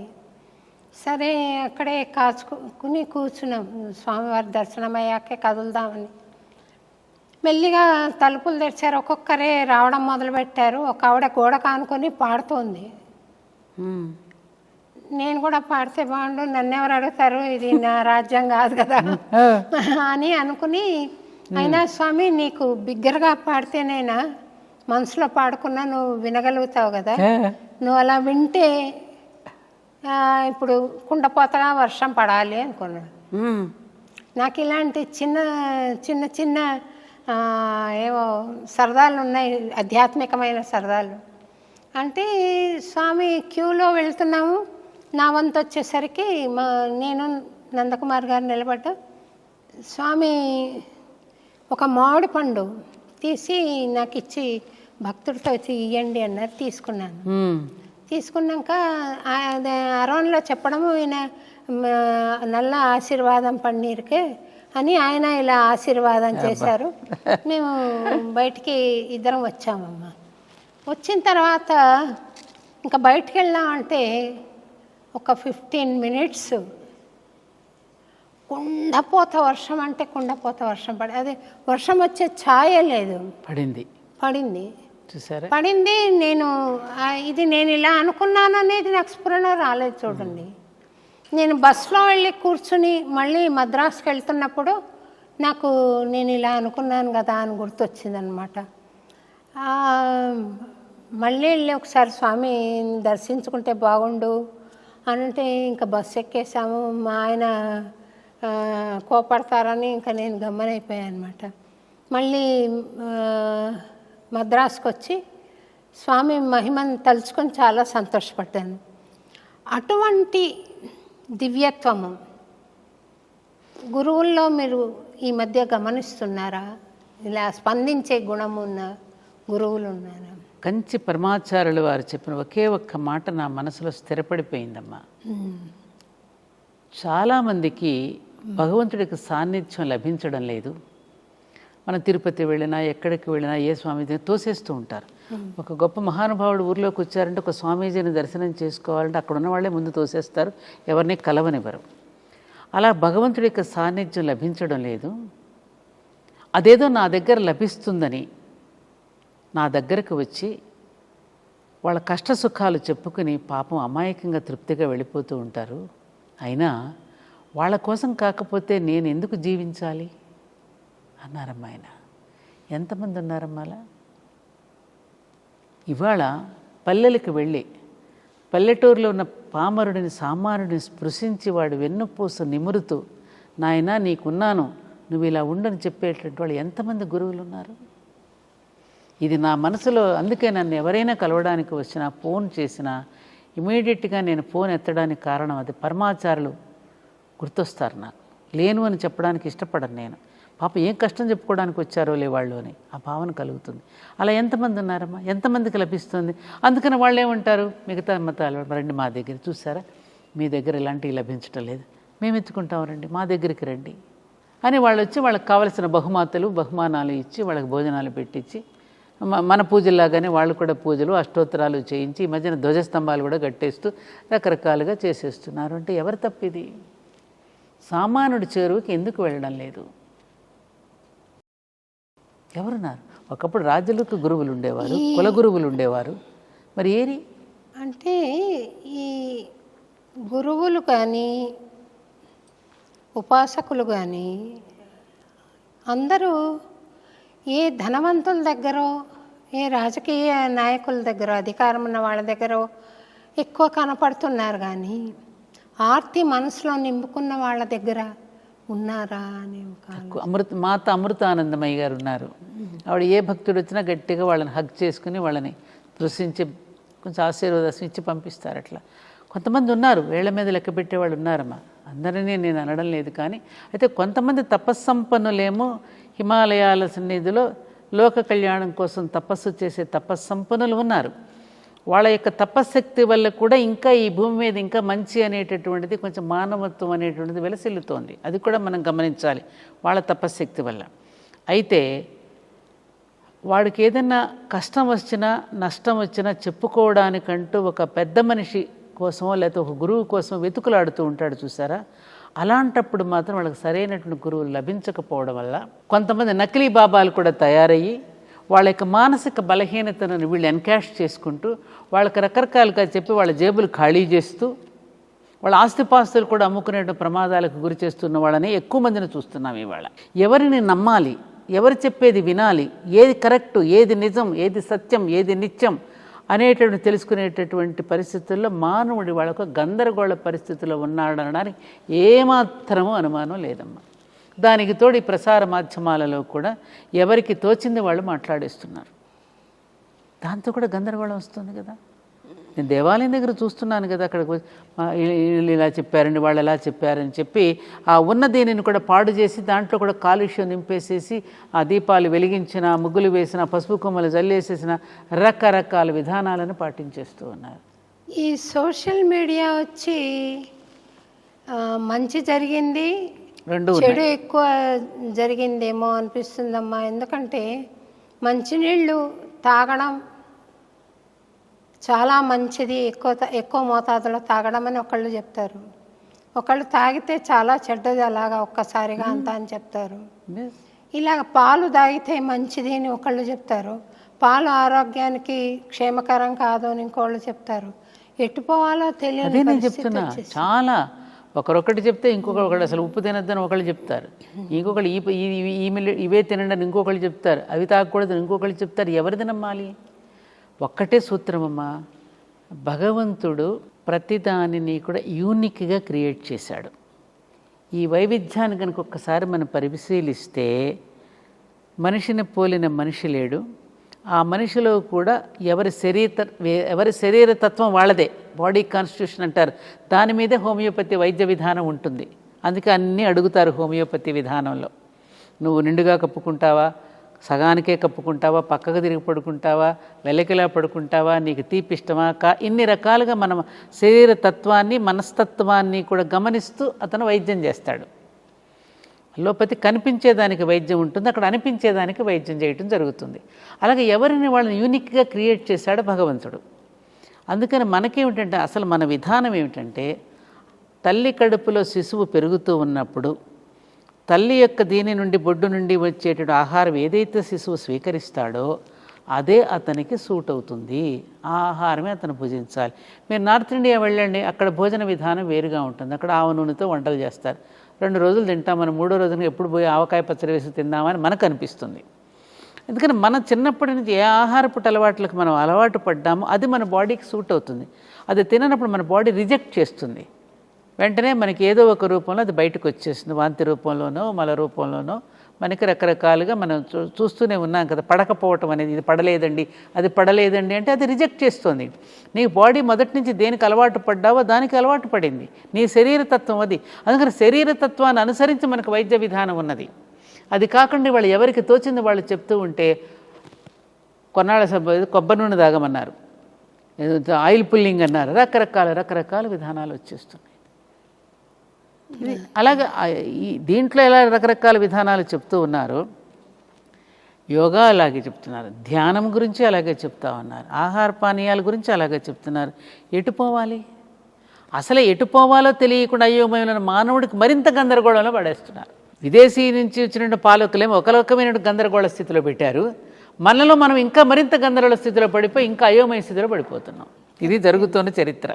మీరు భారతీయం అని ఒక సంస్థను స్థాపించారు కదా తల్లి, దానికి ప్రేరణ ఏంటి, దాని లక్ష్యాలు ఒకసారి ఎవరైనా తెలుసుకొని వాళ్ళు ఉంటే వాళ్ళకు కూడా తెలుస్తుంది అని. అంటే నేను సంస్థను అది ఏర్పడింది ఎలా అంటే, నేను మొట్టమొదటి 1987లో సౌశీలియా అకాడమీ అని ప్రారంభం చేశా. ఎందుకు మా అత్తగారి పేరు సుశీలాబాయి, మా ఇంటికి సౌశీలియా అని పెట్టుకున్నాను, తలుపు మీద సౌశీలియా అని ఉంటుంది. దానికి ప్రేరణ మా హస్బెండే. నీతిగా నిజాయితీగా ఒక ఆఫీసర్ ఎలా ఉండాలి అనే దానికి, అబద్ధం ఆడకుండా ఎలా జీవించాలనడానికి ఆయన ఒక నమూనా. ఆయన చూసినప్పుడు నేను ఆశ్చర్యపోయిన క్షణాలు కూడా చాలా, అవన్నీ ఇప్పుడు నేను టైం సరిపోయి చెప్పలేను. ఆయన ప్రేరణగా తీసుకున్నటువంటి సందర్భంలో ఈ సమాజంలో జరుగుతూ ఉన్నట్టు అవినీతి అక్రమాలు ఎవరు చేస్తున్నారు, చదువుకున్న వాళ్ళ నుంచి ఎక్కువ జరుగుతున్నాయి. చదువుకున్నవాడు ఎందుకు నేరాలు చేస్తున్నాడు అని కారణాలు బాగా వెతికితే నాకు అర్థమైంది ఏమిటంటే, ఒకప్పటి మన ఆనాడు ఉన్నటువంటి వ్యక్తులు ఎవరూ కూడా నీతిగా నిజాయితీగా కమిట్మెంట్తో పనిచేసేవారు, పాపభీతి ఉండేది. కారణం ఏమిటి, అప్పుడు మనకు ఒక మోరల్ సైన్స్ అనేది ఉండేది, నీతి శాస్త్రం అనేది ఉండేది. ప్రతి స్కూల్లో ప్రతి క్లాస్ పిల్లవాడికి మన ఉపనిషత్తు కథలు, అలాగే మిత్రలాభం లాంటి కథలు, రామాయణ భారతం లాంటి చిన్న చిన్న అంశాల మీద కథలుగా చెప్పడం జరిగేది. ఈ మోరల్ సైన్స్ని తీసేయడం వలన కూడా కొంత ప్రమాదం జరిగి ఉండవచ్చు అని చెప్పి అప్పుడు నేను దానికి సంబంధించినటువంటి కొన్ని సేకరించి, మోరల్ సైన్స్కి సంబంధించిన పుస్తకాలు సేకరించి నేను స్కూల్స్కి వెళ్ళడం ప్రారంభం చేశాను. నాకు నేనుగానే వెళ్తే నన్ను ఎవరో గుర్తుపట్టరు కదా, అందుకని ఏమండి మీ స్కూల్కి వస్తాను, మీ స్కూల్లో బెస్ట్ టీచరు బెస్ట్ స్టూడెంట్ ఎవరైనా ఉంటే మా అకాడమీ తరపున నేను అవార్డు ఇస్తానని చెప్పి వాళ్ళ దగ్గరికి చొచ్చుకుపోవాలి అంటే ఏదో ఒకటి చేయాలిగా, అలా తప్పకుండానండి రండి అని చెప్పి అలా ప్రారంభం చేసి అప్పుడు పిల్లల్ని అడ్రస్ చేయటం, టీచర్స్ అందరినీ కలిపి టీచర్స్ని అడ్రస్ చేస్తూ, అమ్మ ఈ పుస్తకాలు మీరు దగ్గర పెట్టుకోండి, పాఠానికి మధ్య మీరు ఇలాంటి విషయాలు చెప్తే పాఠ్యాంశం పట్లేమో పిల్లలకి భయం ఉంటుంది. ఎందుకని ఇది బాగా చదవాలి, రేపు పరీక్ష రాయాలి, పరీక్ష అనేది వాడికి ఒక టెన్షన్గా మారుతుంది. అదే ఒక సినిమా చూసినా ఒక కథ చెప్పిన వాడు అటెన్షన్తో వింటాడు ఆసక్తిగా. అందుకని మీరు ఈ కథలు చెప్తూ పిల్లవాడిని ప్రేరణనివ్వండి, వాడిలో ఉన్నటువంటి మానవత్వాన్ని దైవత్వాన్ని మేలుకొలపండి అని నేను టీచర్స్కి మీటింగ్స్ పెట్టి చెప్పేదాన్ని. అలా జరుగుతూ ఉన్నటువంటి నేపథ్యంలో టీవీలో వస్తున్నటువంటి సీరియల్స్, కాళరాత్రి భయంకరమైనటువంటి సన్నివేశాలతో, పిల్లలకి హారర్తో కూడినటువంటి సన్నివేశాలతో కూడిన టీవీ సీరియల్స్ చూసి, ముఖ్యంగా స్త్రీలను దుర్మార్గులుగా చిత్రీకరిస్తూ వస్తున్నటువంటి సీరియల్స్ని, ఏమిటిది మేధస్సును రగిలించడానికా భ్రష్టు పట్టించడానికా ఈ ప్రసార మాధ్యమాలు ఉన్నది అని ఆలోచించి సిటీలో ఉన్న గొప్ప గొప్ప వాళ్ళందరినీ మా ఇంటికి పిలిచి, మన హనుమాన్ చౌదరి గారు, ఇంకా కృష్ణస్వామి గారు, జస్టిస్ కోదండరామయ్య, ఇలా పెద్ద పెద్ద వాళ్ళందరినీ మన భావజాలంతో సరిపోయే వాళ్ళందరినీ మన ఇంటికి పిలిచి ఒక సమావేశం ఏర్పాటు చేసి, మరి మనం ఇలాగే చూస్తూ ఊరుకుందామా, దీనికి మనం ఏదైనా సొల్యూషన్ చేయగలమా అని ఆలోచన చేసి, అప్పుడు అన్ని ఆర్గనైజేషన్స్ని కలిపి పోసగుచ్చి పెడితే, మాలగా కడితే అదే భారతీయం. అలా వచ్చిందమ్మ. ఆ భారతీయంలో అప్పుడు అన్నమాచార్య భావనావాహిని కూడా ఉన్నది, మీకు గుర్తుంది. సో ఆ విధంగా మొదలైనటువంటి భారతీయం అలా చాలా కార్యక్రమాలు చేసుకుంటూ భారతీయం ద్వారా అలా భారతీయం సత్యవాణిగా అలా పేరు రావడం జరిగింది. అలా మొట్టమొదట నేను పెట్టింది సీరియల్స్ మీద తీసుకున్నాను. నాకున్నది ఒక పెద్ద, అది మంచో తెలియదమ్మా, నాకు చెడో తెలియదు, నాకు బలము అదే బలహీనత అదేనేమో. ఎక్కడైనా ఒక అన్యాయం జరుగుతూ ఉంటే తొందరగా స్పందిస్తాను, రియాక్ట్ అయిపోతా, తొందరగా బాధ కలుగుతుంది నాకు. అట్లా కొన్ని ఇబ్బందులు కూడా తెచ్చిపెట్టుకుంటాం అలా స్పందించడం ద్వారా. ఎందుకు, మా గ్రామంలో గ్రామ ఆడపడుచుల ద్వారా సౌభాగ్య యజ్ఞం అని ఒకటి మొదలుపెట్టా. ఎందుకు చేశానో ఇది మీకు చెప్పాలి నేను. మా నాన్నమ్మ దగ్గరికి వెళ్ళినప్పుడు ఒకసారి మా చిన్న నాయనమ్మ దగ్గరికి మన ఊరిలో మన పేరయ్య శాస్త్రి గారి యొక్క శాపం తగిలిందమ్మా మన ఊరికి అంది. ఎలా నాన్నమ్మ, ఎందుకు తగిలింది, ఎందుకు శాపం పెట్టారా అని అడిగా. ఏం లేదు, పేరయ్య శాస్త్రి గారి అమ్మాయిని మన గ్రామంలో ఉన్న ఒకడు అత్యాచారం చేసి అమ్మాయిని ఇబ్బంది పెట్టాడు. ఆమె ఆత్మహత్యకు గురి చేసుకుంది పాపం. అతను ఊర్లో వాళ్ళందరినీ నిలదీసి అడిగితే ఎవరూ కూడా సమాధానం చెప్పకుండా మౌనం వహించారు. ఎవరినంటే ఎవరు బాధపడతారు. నానాడు గనుక ద్రౌపదికి అవమానం జరుగుతుంటే భీష్మద్రోణులు ఎలా అయితే తల వంచుకుని ఉన్నారో గ్రామస్తులందరూ అలా తల వంచుకుని ఉన్నారు. అప్పుడు ఆయన మన ఊరికి శాపం పెట్టి వెళ్ళారమ్మా. ఆ శాపమే మన గ్రామానికి పాడి పంటలు లేకుండా అందరూ కూడా కరువుతో బాధపడుతున్నారని మా నాన్నమ్మ చెప్పింది. అరే అలాగా, దీన్ని ఎలా నివారించాలి అని నేను ఆలోచన చేసి అప్పుడు ఊర్లో ఉన్న మా ఊర్లో పుట్టిన ఆడపిల్లలందరినీ పిలిపించి మనందరం కలిపి మన గ్రామం కోసం ఒక సౌభాగ్య యజ్ఞం చేద్దామని చెప్పి 5 రోజుల పాటు పండితుల్ని పిలిచి యజ్ఞం చేసి ఊర్లో ఉన్న మగపిల్లలందరినీ పిలిచి లోపల నేను పేరయ్య శాస్త్రి గారిని తలుచుకుంటూ ఆయనకి కన్నీటి తర్పణం చేసి, ఈ గ్రామాన్ని ఇప్పటికైనా క్షమించండి శాస్త్రి గారు, మీ జరిగినటువంటి అన్యాయానికి అనే వెంకటాచలపతి స్వామి దగ్గర నేను రోజు సుప్రభాతం చదువుతూ 5 రోజులు కన్నీటి తర్పణం చేసి పేరయ్య శాస్త్రి గారిని తలుచుకుని ఆఖరి రోజున గ్రామంలో ఉన్న మగపిల్లలందరినీ పిలిచి 100 గుంజీలు తీయించి అందరి చేత గుమ్మడికాయ కొట్టించి పాశ్చాత్తాప యజ్ఞం చేయించాను. అప్పటి నుంచి గ్రామంలో వర్షాలు పడడం, గ్రామం అంతా ఇప్పుడు సస్యశ్యామలంగా ఉండడం జరుగుతోంది. సంతోషం తల్లి. అలా గ్రామం కోసం అలా ప్రతిదానికి కూడా ఒక ఆలోచన చేసి స్పందించడం అనేటటువంటిది నాకున్నటువంటి అది మంచిదో తెలియదు, నాకు చెడ్డదో తెలియదు. చెడ్డది ఎందుకైంది తల్లి, మంచిదే. దానివల్ల కొన్ని ఇబ్బందులు కూడా తెచ్చుకుంటాంగా అమ్మా. మీకు తెలియంది కాదు కానీ అమ్మ, మీరు ఏ వయస్సులో ఈ ధర్మపరమైన కార్యక్రమాలు చేయాలి అని నిర్ణయించుకున్నారు?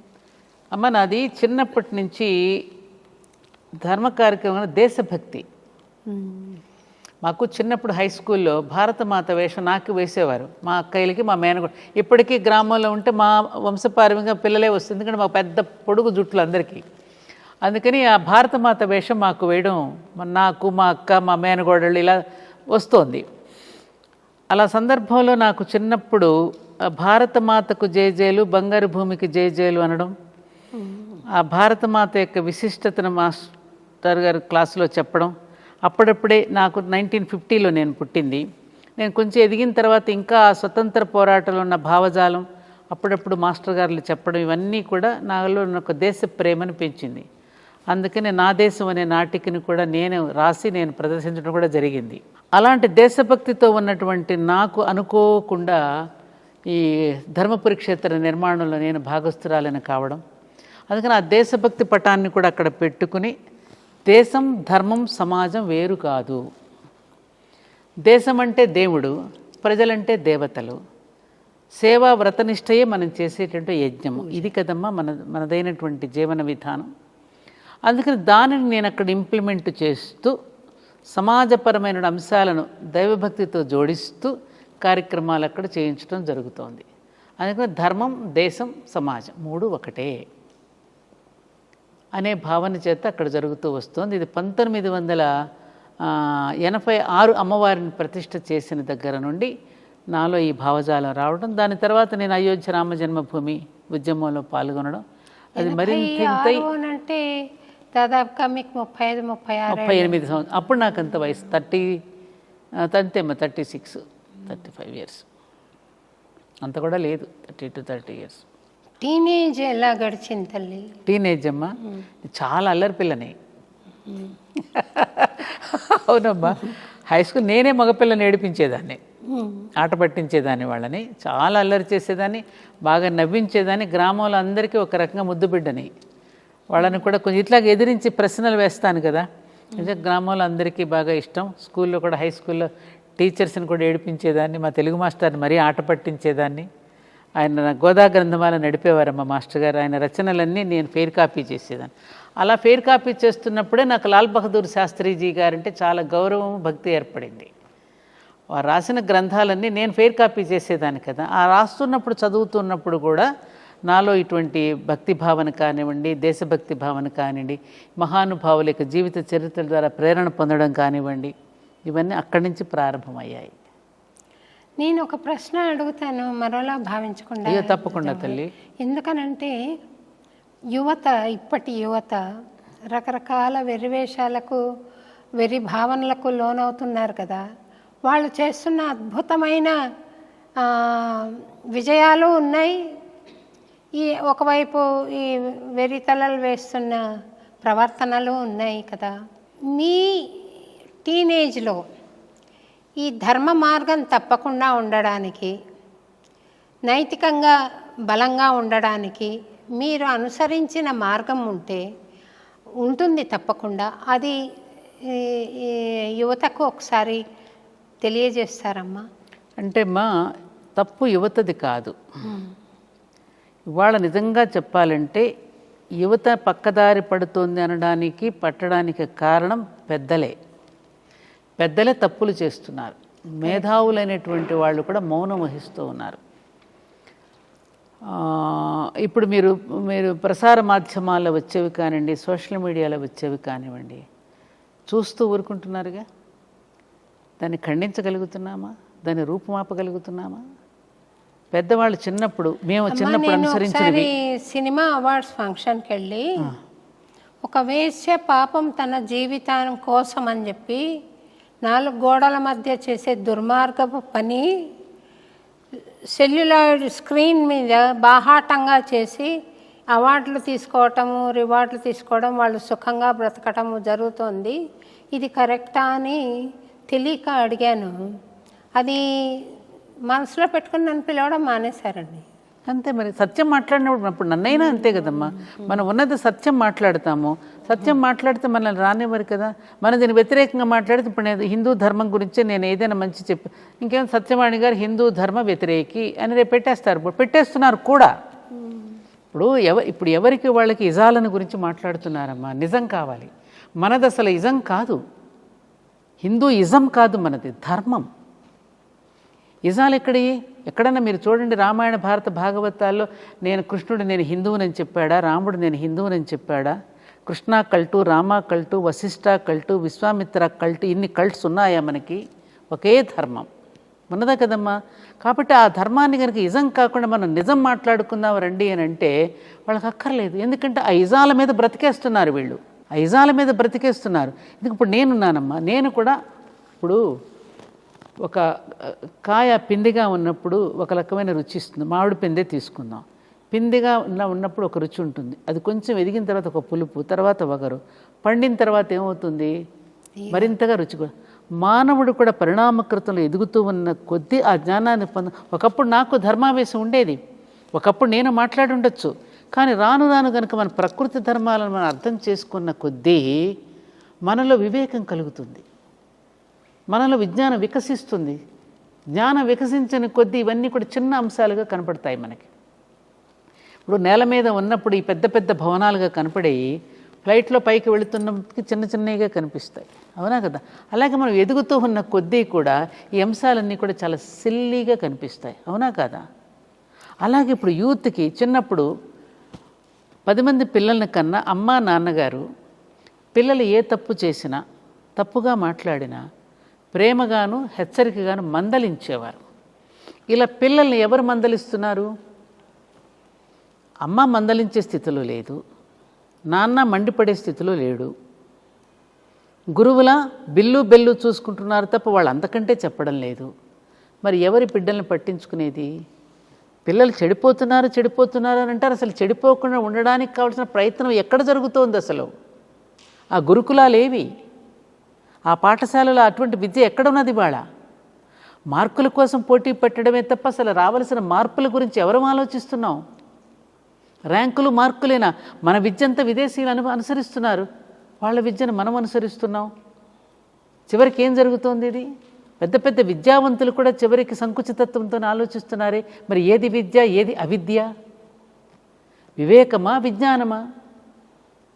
అందుకని యువత చెడిపోతుందంటే యువత తప్పు. ఎందుకంటే అమ్మా, నేను చాలామంది పిల్లల దగ్గర కూర్చొని మాట్లాడుతూ ఉన్నప్పుడు, ఈవెన్ మై గ్రాండ్ చిల్డ్రన్తో మాట్లాడుతుంటే వాళ్ళ దగ్గర నుంచి కూడా నేర్చుకోవాల్సిన అంశాలు చాలా ఉన్నాయనిపిస్తుంది నాకు.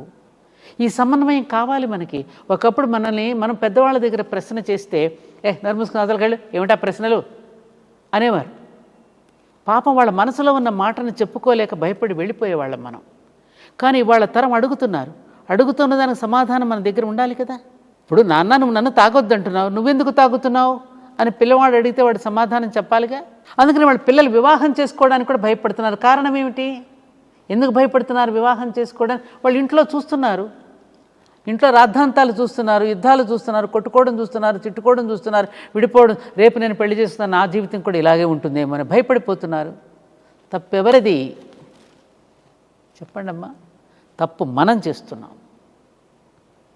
పిల్లలు అడిగేటటువంటి క్వశ్చన్స్కి మన దగ్గర వాళ్ళ ఆన్సర్ లేదమ్మా.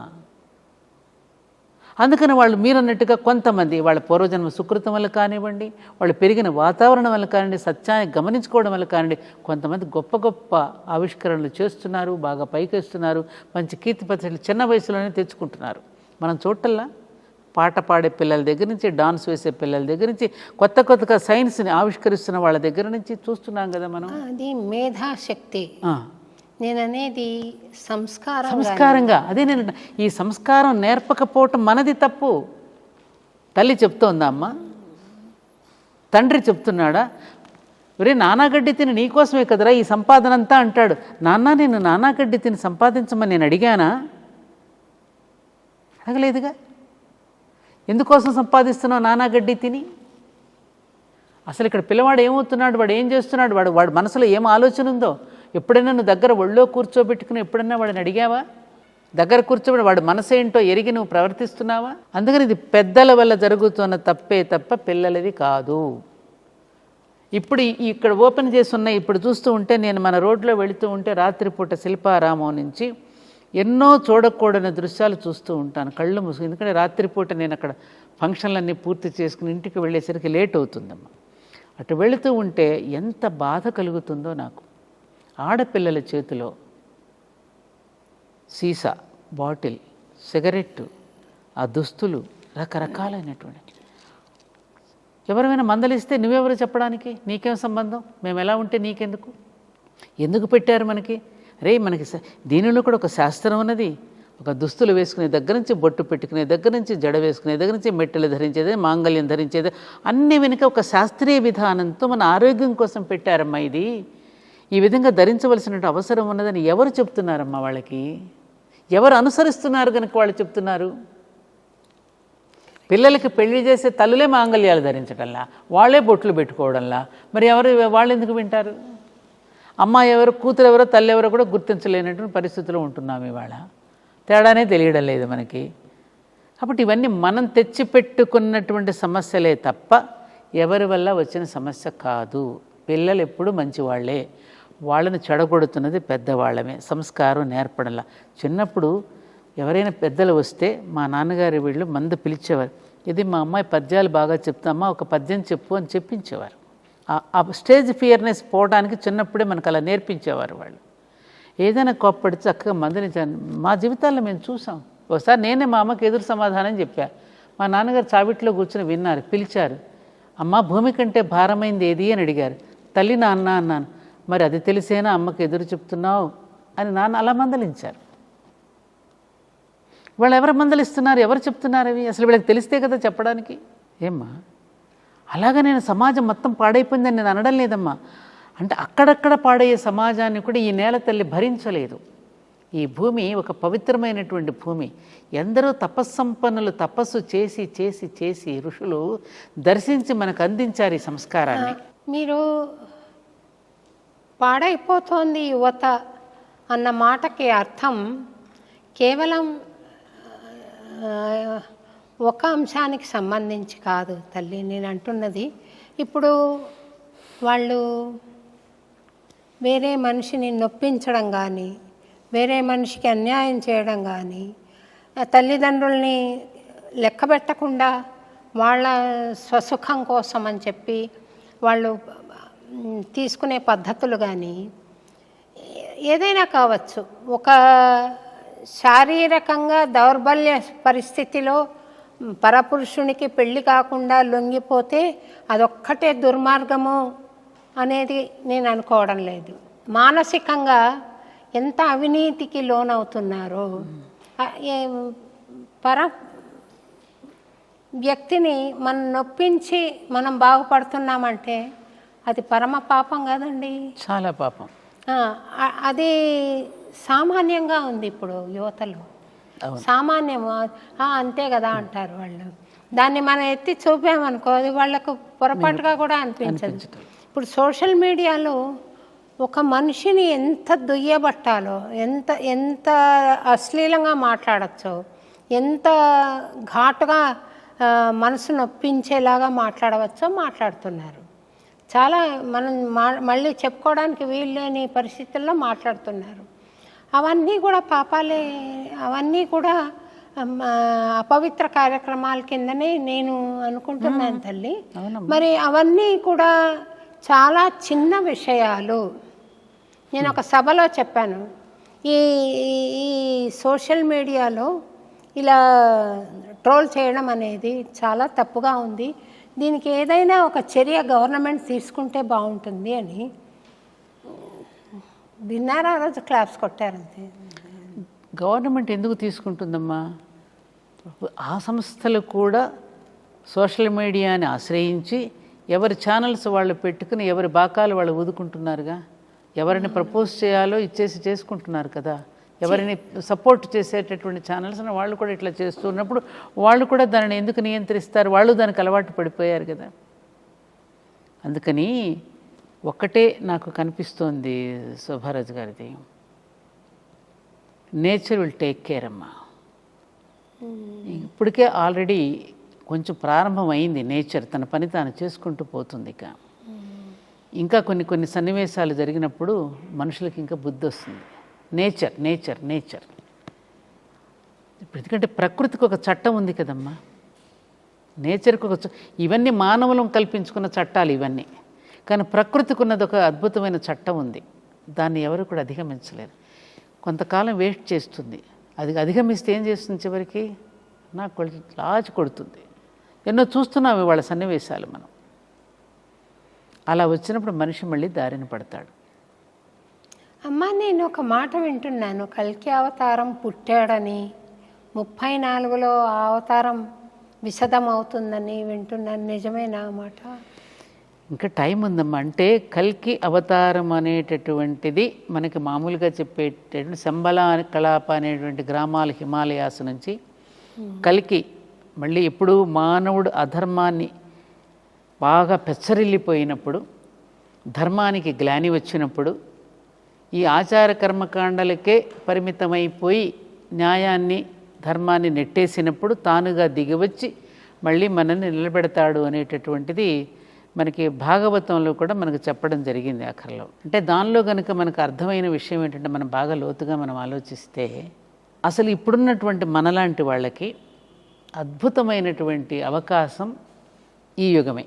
తరించగోరినటువంటి వాళ్ళకి మీరున్నారు, మీరు తరిస్తున్నారు. ఆ కీర్తనల ద్వారా భగవంతుడిని మీరు ధ్యానిస్తూ ఆ భావ కాలుష్యాన్ని నిర్మూలించడానికి మీరు ఒక ప్రయత్నం చేస్తున్నారు కదా. ఇలా ప్రయత్నం చేస్తున్న వాళ్ళందరినీ కూడా దగ్గరకు తీసుకుని ఈ మేలైనటువంటి గొప్ప గొప్ప విశిష్టమైన వ్యక్తుల ద్వారానే మళ్ళీ సత్యయుగం ఆరంభం అవుతుంది. అప్పుడేమవుతుంది? ఈ కలి దిగి వచ్చేటప్పుడు ఈ విశిష్టమైన వ్యక్తుల ద్వారా మళ్ళీ దానికి విత్తనాలన్నమాట. మనం ఒక విత్తనంగా భావించుకుందాం రేపు కలియుగానికి, సత్యయుగానికి. ఇప్పుడు తయారైనటువంటి విశిష్ట వ్యక్తుల మీదనే రేపు సత్యయుగం ఆరంభం. ఎలా? ఇప్పుడు వర్షాకాలంలో చల్లిన విత్తనాల మీదే వచ్చే సంవత్సరం పంటంతా ఆధారపడి ఉందిగా. ఇప్పుడు పండిన విత్తనాలే కదమ్మా నెక్స్ట్ పంట మనకు వచ్చేది. అలాగే ఇప్పుడున్నటువంటి వ్యక్తుల మీదనే రేపు మళ్ళీ సత్యయుగం ఆరంభం అవుతుంది. అలా ఆరంభం అవటానికి ఎవరైతే దానికి పూనుకుంటారో, ఏది ధర్మానికి అనుగుణంగా, ప్రకృతికి అనుగుణంగా, దైవానికి అనుగుణంగా సల్లక్షణాలు కలిగినటువంటి వ్యక్తులు ఎవరైతే సౌశీల్యవంతులై ఉంటారో వాళ్ళ ద్వారా మళ్ళీ యుగాన్ని ఆరంభం చేస్తాడు. దానికి ఇప్పుడిప్పుడే ప్రారంభమైంది. ఏం చెప్పాడు? 5000 సంవత్సరాలు అయిన తర్వాత కలి యొక్క ప్రభావం ఉంటుందని చెప్పారు భాగవతంలో. 5081 82 సంవత్సరాలు కదమ్మా. ఇప్పుడు దాదాపు 30 సంవత్సరాల నుంచి మనం ఎక్కువగా కలి ప్రభావాన్ని అంతకుముందు కలి ప్రభావం ఇంతగా లేదు. ఈ మధ్యకాలం దాదాపు 30 సంవత్సరాల నుంచి మనం ఎక్కువగా ఇటువంటివన్నీ కూడా వినవలసి వస్తుంది. అవునా కాదా?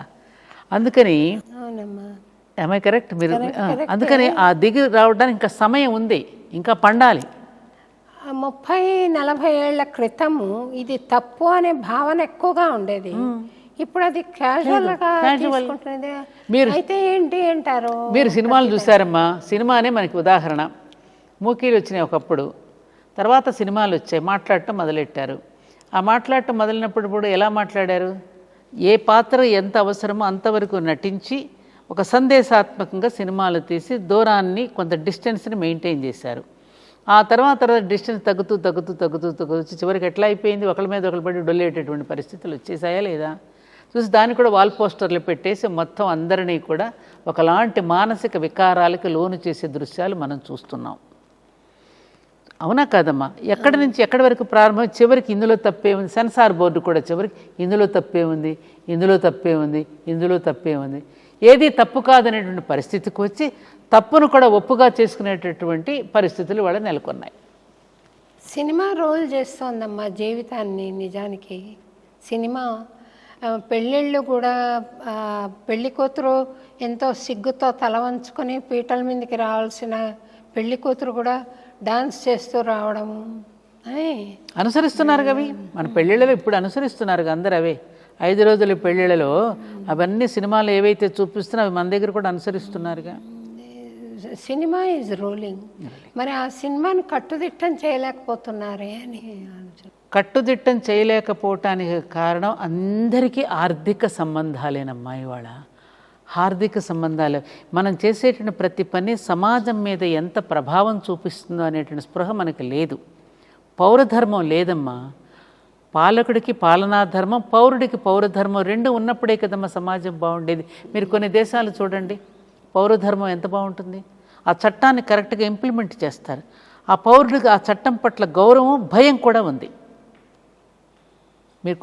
మీరు విదేశాలకు వెళ్తున్నారు, చూస్తున్నారు కదా, అక్కడ ఎందుకని మరి చట్టాన్ని గౌరవిస్తున్నారు, భయపడుతున్నారు చట్టానికి. అది ఇంప్లిమెంట్ చేస్తాడు. ఇక్కడ లేదుగా. విచ్చలవిడితనం, విశృంఖలత్వం, ఎవడు ఇష్టం వచ్చినట్టు వాడు బ్రతికేయచ్చు అనేటటువంటి ఆఖరికి జడ్జిమెంట్స్ కూడా అలాంటివే వస్తున్నాయి. అసలు జడ్జి ఎవరు? సుప్రీం కోర్టు కంటే పైన ఉన్నవాడు ఎవడు? నేచర్. నువ్వు దేవుడని పేరు పెట్టకపో, నేచర్. వాడికంటూ ఒక చట్టం ఉందిగా, అది అధిగమిస్తే ఆయన శిక్షిస్తాడు కదా. అది తెలుసుకోలేకపోతున్నాడు మానవుడు. కలి యొక్క ప్రభావం మానవుడి మీద చాలా పడిపోయిందమ్మా. అందుకని మీరు ఎన్నుకున్న కలి యొక్క ప్రభావాన్ని దూరం చేయాలి అంటే మనకిచ్చినటువంటి సూక్ష్మమైనటువంటి మెథడ్ ఏమిటంటే, రెమెడీ ఏమిటంటే నామస్మరణ సంకీర్తన. ఇది ఒక్కటే మార్గం అని చెప్పారు. మరి సింపుల్ కదమ్మా అది. నామ సంకీర్తన, దైవస్మరణ చేసుకోవడం. యజ్ఞయాగాది క్రతువులు ఫెయిల్ అవుతాయి. అవి చేయనక్కర్లేదు. ఆ ఓపిక ఉండదు, ఆ తీరిక ఉండదు, ఆ ద్రవ్యశుద్ధి ఉండదు, చిత్తశుద్ధి ఉండదు వాటి పట్ల. అందుకని వాటికంటే ముఖ్యంగా భగవన్నామ స్మరణ చేయండి చాలు. ఆ స్మరణ ఏం చేస్తుంది? మనలో ఉన్న కలికల్మషాన్ని రూపుమాపుతుంది. కలికల్మషనాశిని అని అమ్మవారిని ఆరాధిస్తుంది. ఆ కలికల్మషాన్ని పోగొట్టాలంటే నామస్మరణ మాత్రమే, సంకీర్తన మాత్రమే పనిచేస్తుంది. మీరు చేసే పని అదే కదా, భావకాలుష్యాన్ని రూపుమాపేది. అదొక్కటే మార్గం. మరి ఇంత సింపుల్ది కూడా చేయకపోతే రామాని కూడా అనలేకపోతున్నాం కదా, దానికి కూడా రకరకాలైన ఇంటర్ప్రిటేషన్స్ ఇచ్చేస్తున్నాం కదా, మనకు తోచినట్టు మాట్లాడేస్తున్నాం కదా. అన్ని తప్పులు మానవులమైన మనమే చేస్తున్నాం. ఆకాశం వైపుకు వెళ్ళకిలాపడుకుని ఆలోచించదగినటువంటి ప్రాణి భూమి మీద ఎవరైనా ఉన్నారు అంటే అది మానవుడు మాత్రమే. ఓ మానవా, నువ్వు ఇది మానవా అని అడుగుతున్నా కూడా నేను మానను అంటున్నాడు మానవుడు. మానకపోతే అనుభవిస్తావు. లేకపోతే హైదరాబాద్లో మనం ఎప్పుడైనా భూకంపం ఈ మధ్యన ఒక్కసారి కంపించింది చూసారా భూమి? 10 రోజులు 20 రోజుల క్రితం. ఎందుకు కంపించింది? మన స్వార్థానికి ఏమైనా అసలు పరిమితులు ఉంటున్నాయా? ఎంతకంత ఆకాశ హర్మ్యాలు ఎంత నిర్మాణం చేస్తున్నాం మనం. భూమిని ఏ లోపలికి తవ్వుతున్నాం, B1 B2 B3 B4 లోపలికి పోతున్నాం. ఇంకా మన స్వార్థానికి అంతూ పొంతూ ఉంటుందా? కంపించదా మరి? అకాల వర్షాలు రావా? ఋతుపవనాలు ఎందుకు గతులు తప్పుతున్నాయమ్మా? మానవ ధర్మం గతి తప్పినప్పుడల్లా, మానవ ధర్మం మతి తప్పినప్పుడల్లా ఋతుపవనాలు గతులు తప్పుతాయి. మరి అనుభవించాలి. కరోనా వచ్చింది, ఆ కాసేపు వైరాగ్యం వచ్చింది, మళ్ళీ మామూలే. మళ్ళీ మామూలే. శ్మశాన వైరాగ్యం ఆలోచించుకోమనే కదా వచ్చింది. మానన్నాడు, మళ్ళీ మానవుడు మామూలుగానే ఉంటున్నాం మనం. తప్పు మనది. ఏ జీవరాశులు కూడా మీరు గమనించండి, నో రెస్ట్రిక్షన్స్ ఎక్కడా లేవు వాటికి. మనమే కదా చట్టాన్ని అధిగమిస్తున్నాం. ఒక ఆవులు కానీ గేదెలు కానీ ఇంకొక జీవరాశులు ఏదైనా వస్తే అక్కడ కాంపౌండ్ వాళ్ళు ఉంది కాబట్టి వెళ్ళకూడదని పక్కన వెళ్ళిపోతాయి. అదే మనిషి అయితే కాంపౌండ్ వాళ్ళు కూడా దూకు కూడా వచ్చేస్తాడు. అవునే కదా. మీరు మీకున్న సమాజంలో మీకున్న స్థాయిని ఉపయోగించి ఈ సినిమాలను శాసించగలిగితే, వాళ్ళకొక క్రమశిక్షణ క్రమబద్ధీకరణ చేయగలిగితే, అందులో మీ పాత్ర ఉంటే నేను చాలా సంతోషిస్తాను తల్లి. అది మన వల్ల. ఎందుకనంటే చిన్న చిన్న పిల్లలు ఇంత వాళ్ళేనండి చాలా ఘోరమైన ప్రదర్శనలు చేస్తున్నారు. అమ్మాయి అబ్బాయి పైపెచ్చు చింతింత వాళ్ళు. వీళ్ళకి ఇటువంటి గెస్చర్స్ నేర్పితే వాళ్ళకి పవిత్రత అంటే ఏం తెలుస్తుంది? ఇంకా వాళ్ళు 13-14 ఏళ్ళు వచ్చేసరికి మొత్తం బుర్ర పాడైపోతుంది. ఇంకా ఏం చేయడానికి ఉందబ్బా. అట్లాంటి డ్యాన్సులు పైన హీరోయిన్ చేస్తున్నారు, కింద వీళ్ళు చిన్న పిల్లలు చేస్తున్నారు, ఏ మాత్రం తీసిపోకుండా. పుట్టుకతో కొంతమంది పిల్లలు బాల మేధావులుగా పుడతారు. ఎందుకంటే గత జన్మలో చేసుకున్నటువంటి కోర్సు పూర్తయి మిగిలిపోయిన కోర్సు ఈ జన్మలో పూర్తి చేసుకోవడానికి వస్తారు వాళ్ళు. వాళ్ళని దానికి పదును పెట్టాలి తప్ప ఆ పిల్లల యొక్క మేధస్సుని ఈ విధంగా ఉపయోగించుకోవటం అనేటటువంటి తల్లిదండ్రులు వాళ్ళకి మానసిక ఒత్తిడి ఉంటుంది. వాళ్ళకి పసిమొగ్గను ఆ విధంగా నిలిపేయకూడదు కదా. అది తల్లిదండ్రులు తెలుసుకోవాలి ఆ విషయాన్ని. వాళ్ళని చూపించుకుని ప్రదర్శనలకు పంపిస్తే ఏమవుతారా పిల్లలు? మా సినిమాల గురించి మీరు ఎత్తారు కాబట్టి చెప్తున్నాను. దీనిని మనం నివారించడం చాలా కష్టం. ఇది కాలమే బదులు చెప్తుంది. ఇప్పుడు ఈ సినిమాలు అనేవి నడుస్తున్నది ఎవరి మీద? ప్రజల మీదే కదా. ప్రజలు వేసి కట్టేటువంటి టిక్కెట్ల మీదనే కదా సినిమాలు వచ్చేది. కానీ ప్రజలు ఎప్పుడైతే దీన్ని గ్రహించుకుని మంచి సినిమాలు కూడా వస్తున్నాయి, మంచి సినిమాలు తీసేవాళ్ళని కూడా మనం ప్రోత్సహించాలి కదా. మంచి సినిమాలు తీసేవాళ్ళని కూడా మనం అభినందించాలి కదా. ఎంతవరకు అటువంటి వాళ్ళకి అవకాశం ఇస్తున్నారు? కొంతమంది వాళ్ళని అణగదొక్కేసి అటువంటి సినిమాలు రానివ్వకుండా చేస్తున్నది కూడా చూస్తున్నాగా. నేను వెళ్ళొచ్చు తల్లి, దాని గురించి కాదు. అయితే ఇప్పుడు ఒక లడ్డు ఉంది, లడ్డు అక్కడ తెచ్చిపెట్టారు, అది తినాలి అని మనుషులకు, సగటు మనుషులకు అనిపించడం సహజం.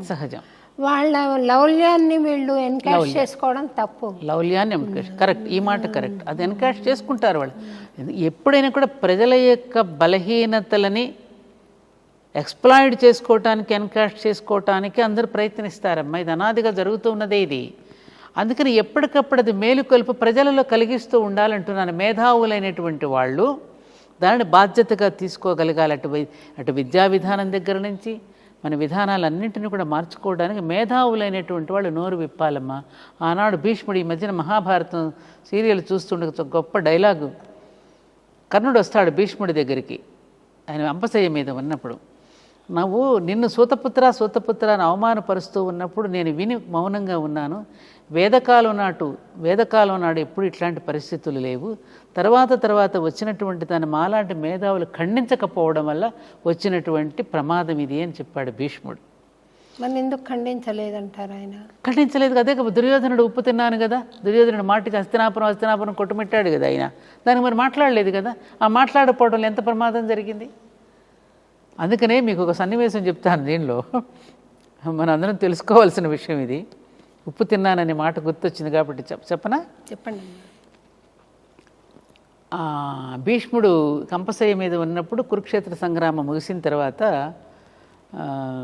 ద్రౌపది పాండవులను వెంట పెట్టుకుని శ్రీకృష్ణుడు భీష్మాచార్యుడి దగ్గరికి వెళ్ళి, పాండవులు విజయం సాధించారు, రేపు పరిపాలనకు కావలసినటువంటి ధర్మ సూక్ష్మాలను వీళ్ళకి బోధించండి పితామహ అని కృష్ణుడు అడుగుతాడు భీష్ముడిని. అప్పుడు ద్రౌపది వెటకారంగా ఇటు పక్కకు తిరిగి ఒకలాంటి వెటకారపు నవ్వు నవ్వుకుంటుంది. ఏమిటి ఆ నవ్వుని అర్థం చేసుకున్నాడు భీష్ముడు. ఏమిటి ఈమె యొక్క నవ్వు యొక్క అర్థం?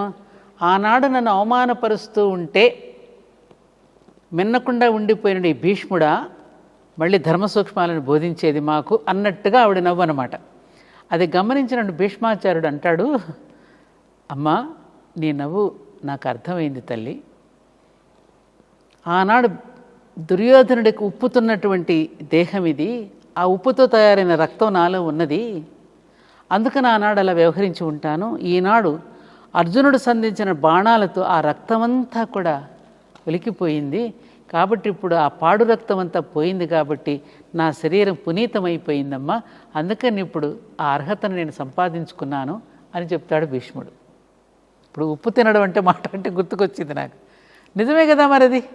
ఇప్పుడు మనం ఏ విధమైన ఆహారం పెడితే, ఏ విధమైన మాటలు చెప్తే పిల్లవాడు తయారవుతాడు.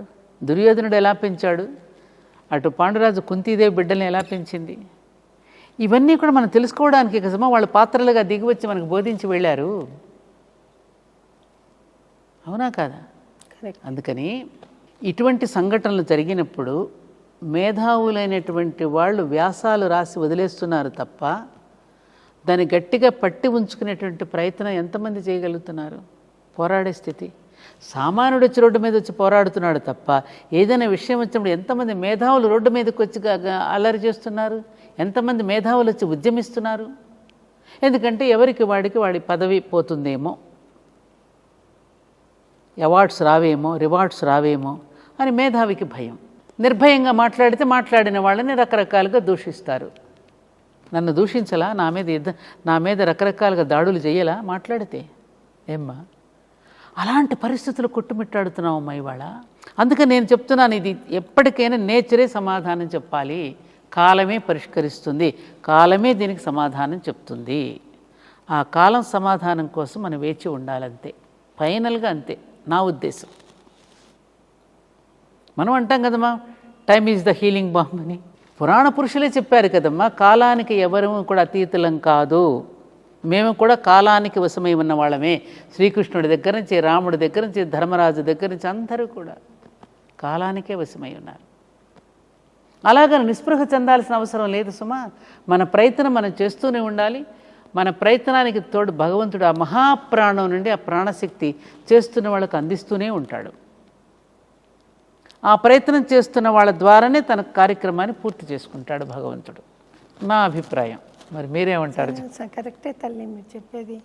వేరే సొల్యూషన్ కనపడట్లేదు. అంతే, కాలమేమ్మా. మన ప్రయత్నం మనం చేస్తూ ఉంటాము. భగవంతుడు లోపల ఒక వివేకాన్ని ఇచ్చాడు కాబట్టి మన ప్రయత్నం మనం చేస్తాము. ఇప్పుడమ్మా ఒక 50 మంది ఒక ఆఫీసులో పనిచేస్తున్నటువంటి వాళ్ళలో ఒక 10 మంది నిజాయితీగా పనిచేసే వాళ్ళు ఉంటారు, ఒక 40 మంది పనిని తప్పించుకుని తిరిగే వాళ్ళు ఉంటారు. ఈ 10 మంది మీద ఆఫీసు మొత్తం నడుస్తున్నట్టుగానే ఈ సృష్టిలో కూడా కొంతమంది గొప్ప వ్యక్తుల వలన ఇంకా మనగలుగుతోంది, ఆ ధర్మం నిలబడుతోంది. మనం చూసేదంగా సాధారణంగా మన బస్సులో ప్రయాణం చేసేటప్పుడు ఏదో ఒక ప్రమాదం జరగబోతుంది. అమ్మాబాయ్, ఎవరో ఒక గొప్ప మహానుభావుడు ఉండుంటాడు, ఆయన వల్ల మనందరం కూడా కాపాడగలిగామని అనుకుంటాను. చూడండి, ఒక ప్రమాదం నుంచి రక్షింపబడినప్పుడు ఎవరో ఒక మహానుభావుడు ఉండుంటాడు బస్సులో, అందుకే మనందరం కూడా కాపాడగలిగారని. అలా సమాజంలో కూడా ఎప్పుడు ఆ కొద్ది మంది వలన మిగతా సమాజం అంతా రక్షింపబడుతోందనే సత్యం మనకి తెలియాలి. అందుకని ఆ కొద్ది మంది యొక్క పర్సంటేజ్ని మనం పెంచగలగాలి. ఎప్పుడు పెంచగలుగుతాం? మహానుభావుల యొక్క, గురువుల యొక్క సందేశాన్ని విని వాళ్ళ జీవితాలను చక్కబరుచుకున్నప్పుడు, మళ్ళీ గాడిని పడినప్పుడు ఈ సంఖ్య కూడా పెరుగుతుంది. ఈ సంఖ్యను పెరగడానికి చాలామంది ప్రయత్నం చేస్తున్నారు ఆల్రెడీ. ఒకవైపున మంచిని పెంచడానికి ప్రయత్నం చేస్తూ ఉంటే ఒకవైపున మరింతగా ఇది విస్తరిస్తుంది చెడు కూడా. ఎవరు ప్రయత్నం చేస్తున్నారమ్మా మంచిని పెంచడానికి?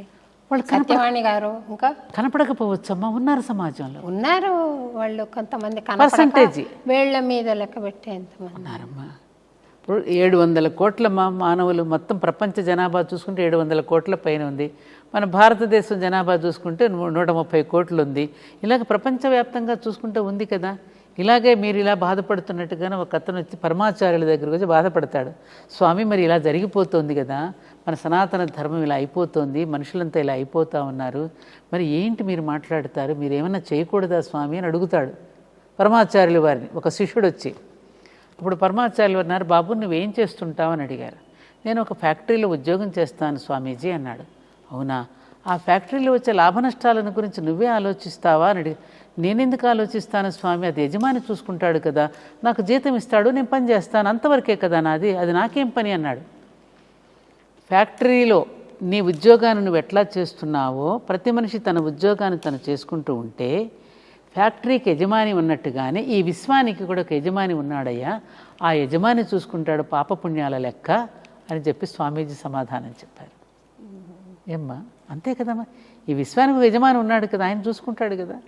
ఈ భూమి తన చుట్టూ తాను తిరుగుతూ సూర్యుడు చుట్టూ తిరుగుతోందన్నా, నక్షత్రాలు ఉన్నాయన్నా, నవగ్రహాలు పరిభ్రమిస్తున్నాయన్నా, ఇంతమంది జీవరాశులు పుట్టుకొస్తున్నారన్నా, జనన మరణాలు జరుగుతాయి, దీనికి అన్నింటికీ ఒకడున్నాడు కదా నడిపించేవాడు. శోభారాజు ముప్పొద్దులా తింటోందన్నా, సత్యవాణి ఇలా మాట్లాడుతోందన్నా, ఆ మహాప్రాణం నుండి ఆ శక్తి చేస్తూ ఉన్నవాడికి అందుతూనే ఉంటుంది. నాకు ఒక నమ్మకం అమ్మ, మనం ఒక మంచి పని చేస్తూ ఉన్నప్పుడు, స్వచ్ఛందంగా మనం చేస్తూ ఉన్నప్పుడు, ఎట్లయితే సూపర్ థర్మల్ పవర్ స్టేషన్ నుంచి మనకి ఎట్లయితే విద్యుత్తు ప్రసారం అవుతూ ఉంటుందో, మనకి కూడా ఆ మహాప్రాణం నుండి ప్రాణశక్తి ప్రసారం మనలో జరుగుతూనే ఉంటుంది. మీలోనూ జరుగుతూనే ఉన్నది.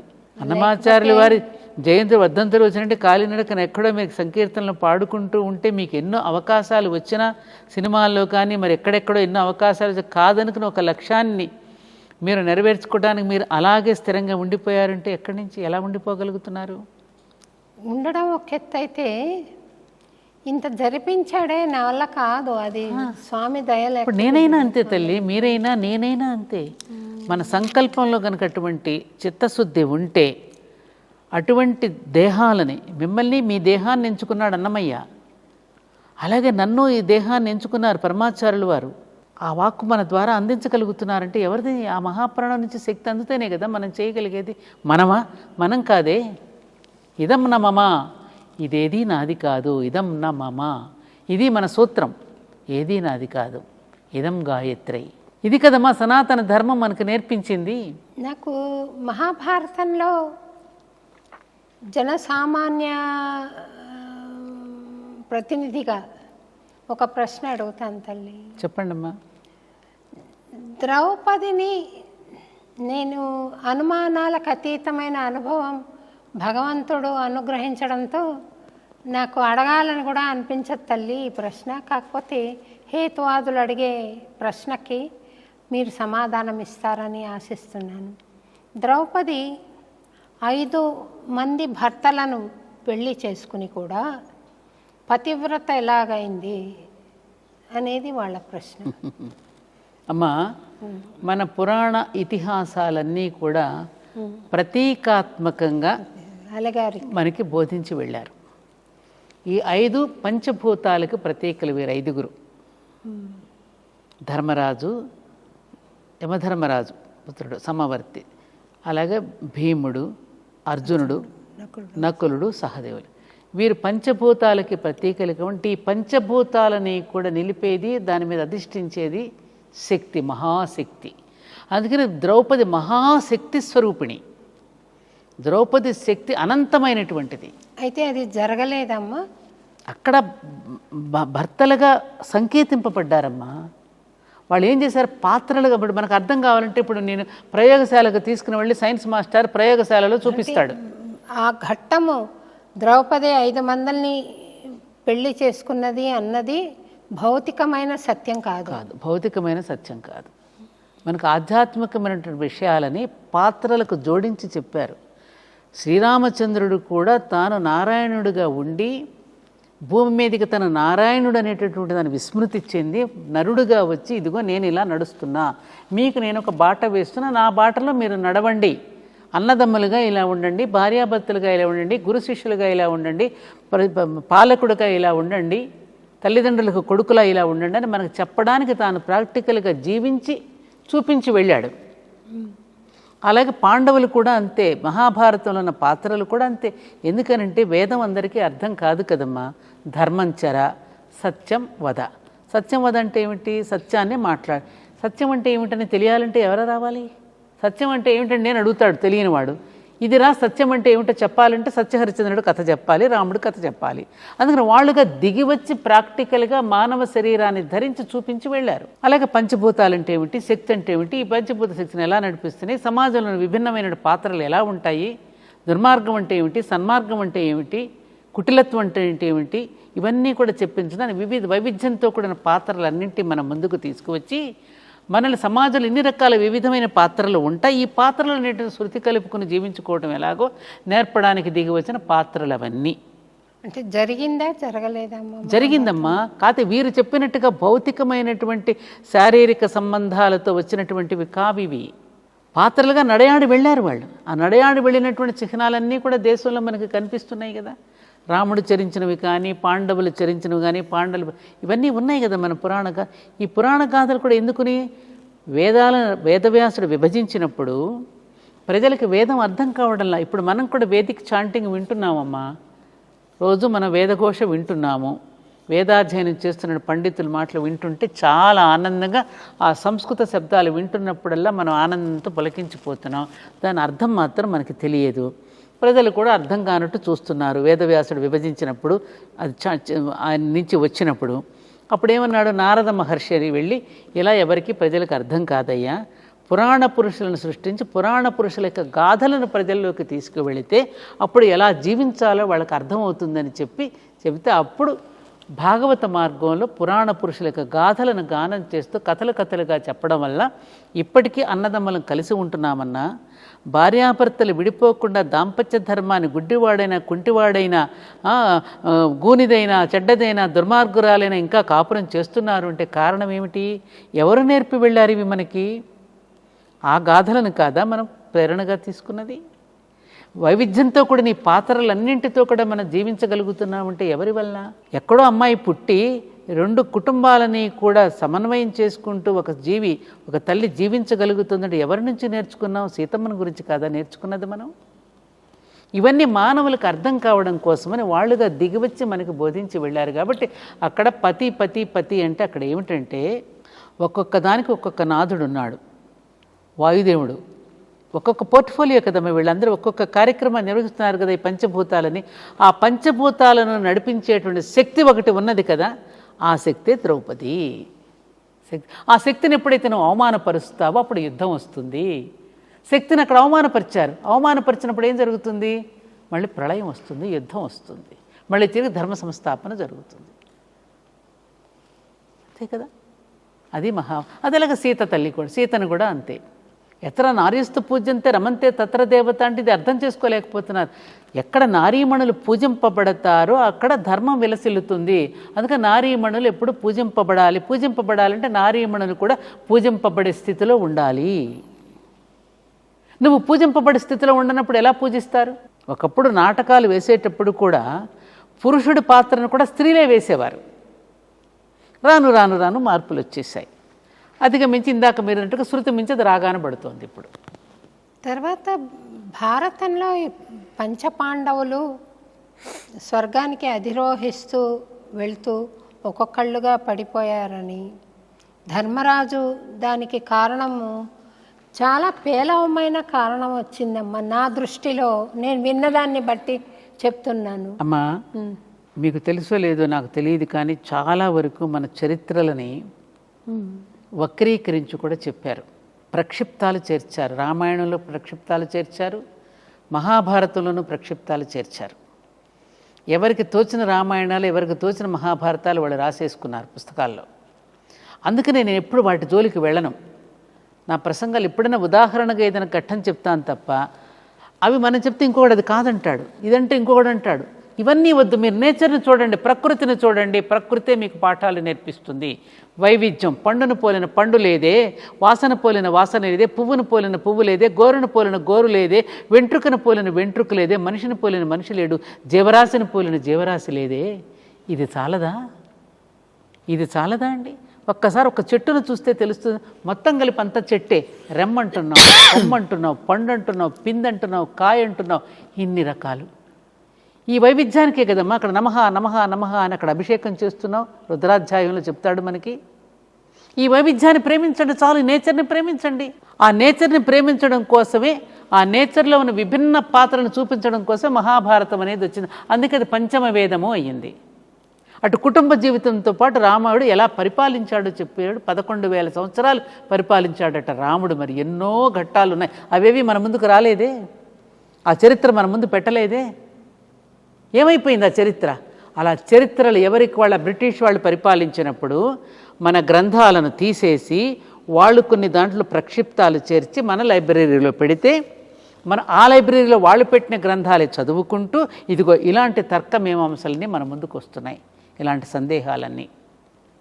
సీతాదేవిని రాముడు ఏమీ అవమానించలేదు, అనుమానించలేదు. సీతాదేవి భూమాత దగ్గరికి వెళ్ళిపోయి అక్కడే అలిగి ఏమి వెళ్ళిపోలే. ఆవిడ మళ్ళీ వచ్చింది.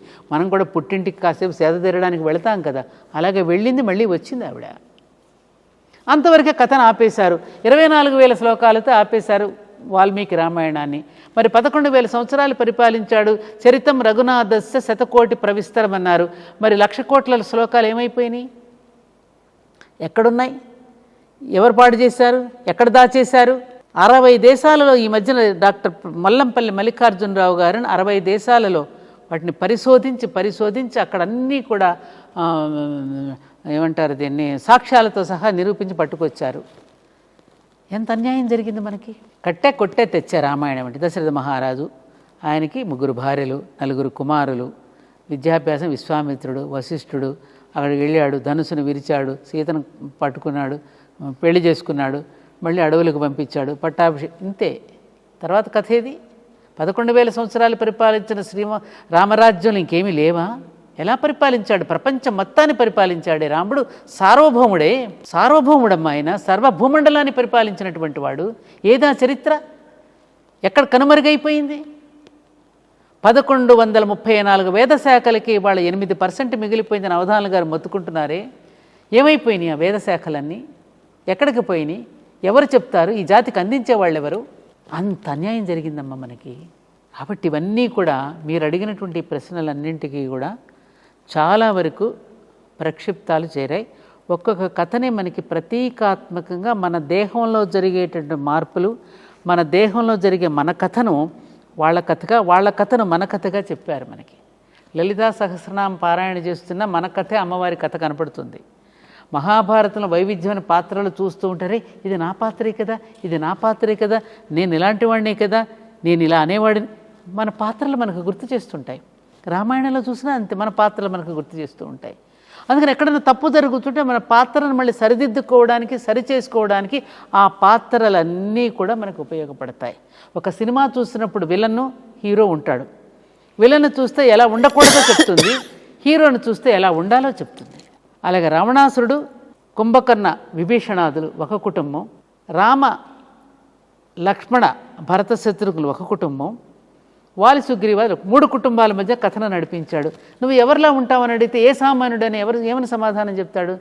రామచంద్రుడిలా, రామలక్ష్మణులా ఉంటామని అంటారు తప్ప వాలి సుగ్రీవులా ఉంటామని కానీ, రావణ కుంభకర్ణ ఉంటామని ఎవడైనా అంటాడమ్మా? కాబట్టి వీటిల్లో ఇప్పుడు జరుగుతూ ఉన్న చరిత్రలో కూడా మీరు సోషల్ మీడియాలో చూస్తే ఎప్పుడెప్పుడో జరిగిన ఎవరెవరివో కూడా వాటిని క్యారెక్టర్ అసాసినేషన్ చేస్తూ గొప్ప గొప్ప వ్యక్తులను గురించి కూడా ఆ విధంగా ప్రసార మాధ్యమాలు ప్రసారాలు చేస్తున్నారే. ఎంత తప్పమ్మా ఇది. పిల్లలు ఏమవుతారు? ఏమనుకుంటారు వీళ్ళు? జాతికి ఏమందిస్తున్నాం మనం? యువతకి ఏమందిస్తున్నాం? ఎవరిని ప్రేరణగా తీసుకోవాలి వాళ్ళు? ఎవరిని రోల్ మోడల్గా తీసుకోవాలి వాళ్ళు? సారీ అమ్మా, మీరు ఏదో కదిలిస్తే నేను ఏదో ఇటు వెళ్ళిపోతున్నాను. చాలా బాధాకరమే తల్లి. ఎట్లా ఎంతో పరిణతి చెంది పవిత్రతను సంతరించుకున్న వాళ్ళందరినీ ఏ కవిగిని వాళ్ళు క్యారెక్టర్ అసాసినేషన్ చేయడం అనేది చాలా తప్పు కదా. చాలా. పైగా మగవాడు తప్పు చేసేస్తే స్త్రీలనే అంటున్నారు. తప్పు చేసిన మగవాడిని ఏం పట్టించుకోవటంలా స్త్రీనే అంటున్నారు. మగవాళ్ళని కూడా పాత కాలానికి సంబంధించిన మహానుభావుల్ని ఇష్టం వచ్చినట్టు మాట్లాడుతున్నారమ్మా. వీళ్ళంతా చూసారా కళ్ళతో? మరి వీళ్ళ సంగతి ఏమిటి? 1 వేలు నువ్వు ఎదుటి వ్యక్తిని చూపిస్తే 3 వేలు నీ వైపున ఉంటున్నాయే. అంతా చూసినట్టే చెప్పేస్తున్నారన్నీ. దారుణం అమ్మ, ఇది దారుణాలు. ఈ దారుణాలన్నీ అరికట్టాలి అంటే సొల్యూషన్ ఒకటేనమ్మా. ఇప్పుడు విద్యా విధానంలో మార్పు రావాలి. సిలబస్ పూర్తిగా మార్చేయాలి పిల్లలకి. పిల్లల సిలబస్ను మార్చాలి. తర్వాత పెద్దలైనటువంటి వాళ్ళు, విద్యావేత్తలు, మేధావులైనటువంటి వాళ్ళు, సమాజ శ్రేయస్సు కోరుకునే వాళ్ళు మీరు అన్నట్టుగా ఈ ప్రసార మాధ్యమాల్లో వచ్చే వాటిని ఖండిస్తూ వీటికి కూడా ఒక బలమైనటువంటి ఒక చట్టాన్ని తీసుకుని వచ్చి దాన్ని సరిగ్గా ఇంప్లిమెంట్ చేసేయడం విధానం వస్తే కానీ మళ్ళీ దారిన పడదు. ప్రభుత్వాలు దారిన పడాలి అంటే ప్రజలే ఉద్యమించాలి, అప్పుడు దారిన పడతాయి. అమ్మా, నేను మీవి చిన్న చిన్న రీల్స్ చూస్తాను అప్పుడప్పుడు. మీరు ఆడపిల్లలు ఎందుకు జాగ్రత్తగా ఉండాలి అనే విషయంగా చెప్పింది నేను చూశాను ఒకసారి. ప్రకృతిలోనే ఉంది ఆ తేడా, కాబట్టి మనం జాగ్రత్తగా ఉండాలని మీరు చెప్పారు. అలాంటి ప్రాక్టికల్ అడ్వైజులు మీరు ఎన్నో ఇచ్చారు సమాజానికి. ఎంతో మంచి చేస్తున్నారు మాట ద్వారా. నేను చాగంటి వారిని ప్రభుత్వం వారు స్టూడెంట్స్కి మంచి చెప్పడానికని నియమించారు. చాలా సంతోషపడ్డాను. ఇటీవల నేను ఇంకోటి విన్నాను, మన గరికపాటి వారిని కూడా తెలంగాణ ప్రభుత్వం నియమించింది అని. అవునమ్మా, చాలా సంతోషం. మీ బోటి వారిని ఎందుకు వాళ్ళు పరిగణించలేదా అని నేను బాధపడుతున్నానమ్మా. ఎందుకంటే స్త్రీలను ప్రోత్సహిస్తాము అని చెప్పారు కదా, స్త్రీమూర్తుల్లో మీ బోటి వారు ఉన్నప్పుడు ఎందుకు మీ సేవలు వాళ్ళు ఉపయోగించుకోకూడదు? అమ్మా, మనం సేవలు చేయాలి అంటే ప్రభుత్వాల్లోనే పదవులు తీసుకోవాల్సిన అవసరం ఏమాత్రం లేదమ్మా. బయట ఉండి కూడా మనం చేయవచ్చు. మీకు అధికారం లేదు, నాకు అధికారం లేదు, చేయగలిగింది చేస్తున్నాను తల్లి. అదే ఇప్పుడు చూడండి, అన్నమాచార్య కీర్తనలు ఉన్నాయి. నేను పిల్లలందరికీ నేర్పాను, రకరకాల కీర్తనలు నేర్పాను. వాళ్ళందరినీ పాడించాలని ఉంటుంది. ఒక ఇండివిజువల్గా నేను ఇక్కడ పాడించగలుగుతాను, ఒక పరిమిత పరిధిలో పాడించగలుగుతాను. తిరుపతి స్థానంలో పాడించాలంటే నాకు అక్కడ అవకాశం కావాలి. అలాగే మీరు 10 మందికి చెప్పడానికి ఒక అధికారం ఉన్నప్పుడు వచ్చే విస్తృత పరిధి లేనప్పుడు కొంచెం పరిమితం అవుతుంది అని నేను అనుకుంటున్నాను తల్లి. ఎందుకంటే విస్తృత పరిధిలోకి వెళ్ళిన వాళ్ళు చేసే విషయాలు కొన్ని ఉంటాయి. అందరూ మంచి చేయరు, అందరూ చెడ్డ చేయరు. మంచి చేయగలిగిన మీకు శక్తి సామర్థ్యాలు మీకు ఉన్నప్పుడు మీ సేవను ప్రభుత్వం తప్పకుండా గ్రహించాలి అని నేను ఆశిస్తున్నాను. మై లైఫ్ హిజ్ అపాయింట్మెంట్ అమ్మా, హిజ్ అపాయింట్మెంట్. ఆయన అపాయింట్మెంట్ ప్రకారం ఆయన ప్రణాళిక ప్రకారం జరిగిపోతుంది. ఇది హాయిగా ఉంది నాకు. అందులోకి వెళితే కూడా తలనొప్పులు చాలా ఉంటాయమ్మా. మనం అనుకున్న మంచిని మనం ఎవరము చేయనివ్వరు, జరిగేది కాదు. నన్ను చాలామంది పార్టీలోకి రమ్మని అడిగితే నేను వెళ్ళని కారణం ఏమిటంటే, మనం ఉన్నది ముక్కుసూటిగా ఉన్నది ఉన్నట్లు బద్దలు కొట్టి మాట్లాడతాం. అది నచ్చదు వాళ్ళకి. నచ్చనప్పుడు మనం అందులో మింగిలి కాలేము. అలాంటప్పుడు మనం మౌనంగా ఉండి మన పని మనం చేసుకోవడం మంచిది. మీరు ఎప్పుడు ఇలాగే ఆయురారోగ్యాలతో చల్లగా ఉండి చక్కటి సందేశాన్ని సమాజానికి ఇస్తూ శతాధిక వర్షాలు మీరు ఆరోగ్యంగా జీవించాలని నేను మనస్ఫూర్తిగా కోరుకుంటూ, ఇంత సమయం ఈ ఇంటర్వ్యూ కోసం మీరు కేటాయించినందుకు ప్రత్యేకమైన కృతజ్ఞతలు తెలియజేస్తూ ఐ డ్రీమ్స్ తరఫున కూడా మీకు ధన్యవాదాలు తెలియజేస్తున్నానమ్మా. నన్ను వదిలేస్తే నేను రాత్రల్లా మీతో మాట్లాడగలను, కానీ ఆ ఛానల్ కొన్ని పరిమితులు ఉంటాయి కదా, అందుకని ఇంతటితో విరమిస్తున్నాను తల్లి. సంతోషం అమ్మ, మీతో నేను కూర్చుని మాట్లాడటం ఒక మహాభాగ్యంగా భావిస్తున్నా. ప్రతి సంవత్సరం కూడా మీరు నాద నీరాజనానికి నన్ను ఒకరోజు తప్పకుండా పిలుస్తూ వస్తున్నారు. అది నా భాగ్యం అమ్మ. మీ అభిమానాన్ని చూరగొనడమే నేను చేసుకున్నటువంటి పుణ్యం. ఈరోజు మీతో మాట్లాడే ముందు కొంచెం భయపడ్డా, ఎందుకంటే మీ మాటలే వీణ మీటులు. అమ్మ ఇటువంటి ప్రశ్నలు వేస్తే నేను చెప్పగలనా లేదా అంటూ భయపడుతూ వచ్చాను. కానీ హాయిగా మన ఏమంటారు అతి సన్నిహితమైనటువంటి ఒక ఏ బాంధవ్యమైనా అనుకోండి, అటు ఒక ఏమంటారు దాన్ని, ఒక అత్యంత సన్నిహితమైన ఒక గురువు దగ్గర ఒక శిష్యురాలు ఎలా కూర్చొని మాట్లాడుతుందో, తనలో ఉన్న భావాలను ఒక గురువు దగ్గర ఎలా నివేదించుకుంటుందో, ఆ విధంగా నేను భావన చేసుకున్నానమ్మా, ఫీల్ అయ్యాను. శిష్యురాలని నేనని లేదా అందరూ గురువులే నాకు అమ్మా. సంతోషం తల్లి. మంచిదమ్మా.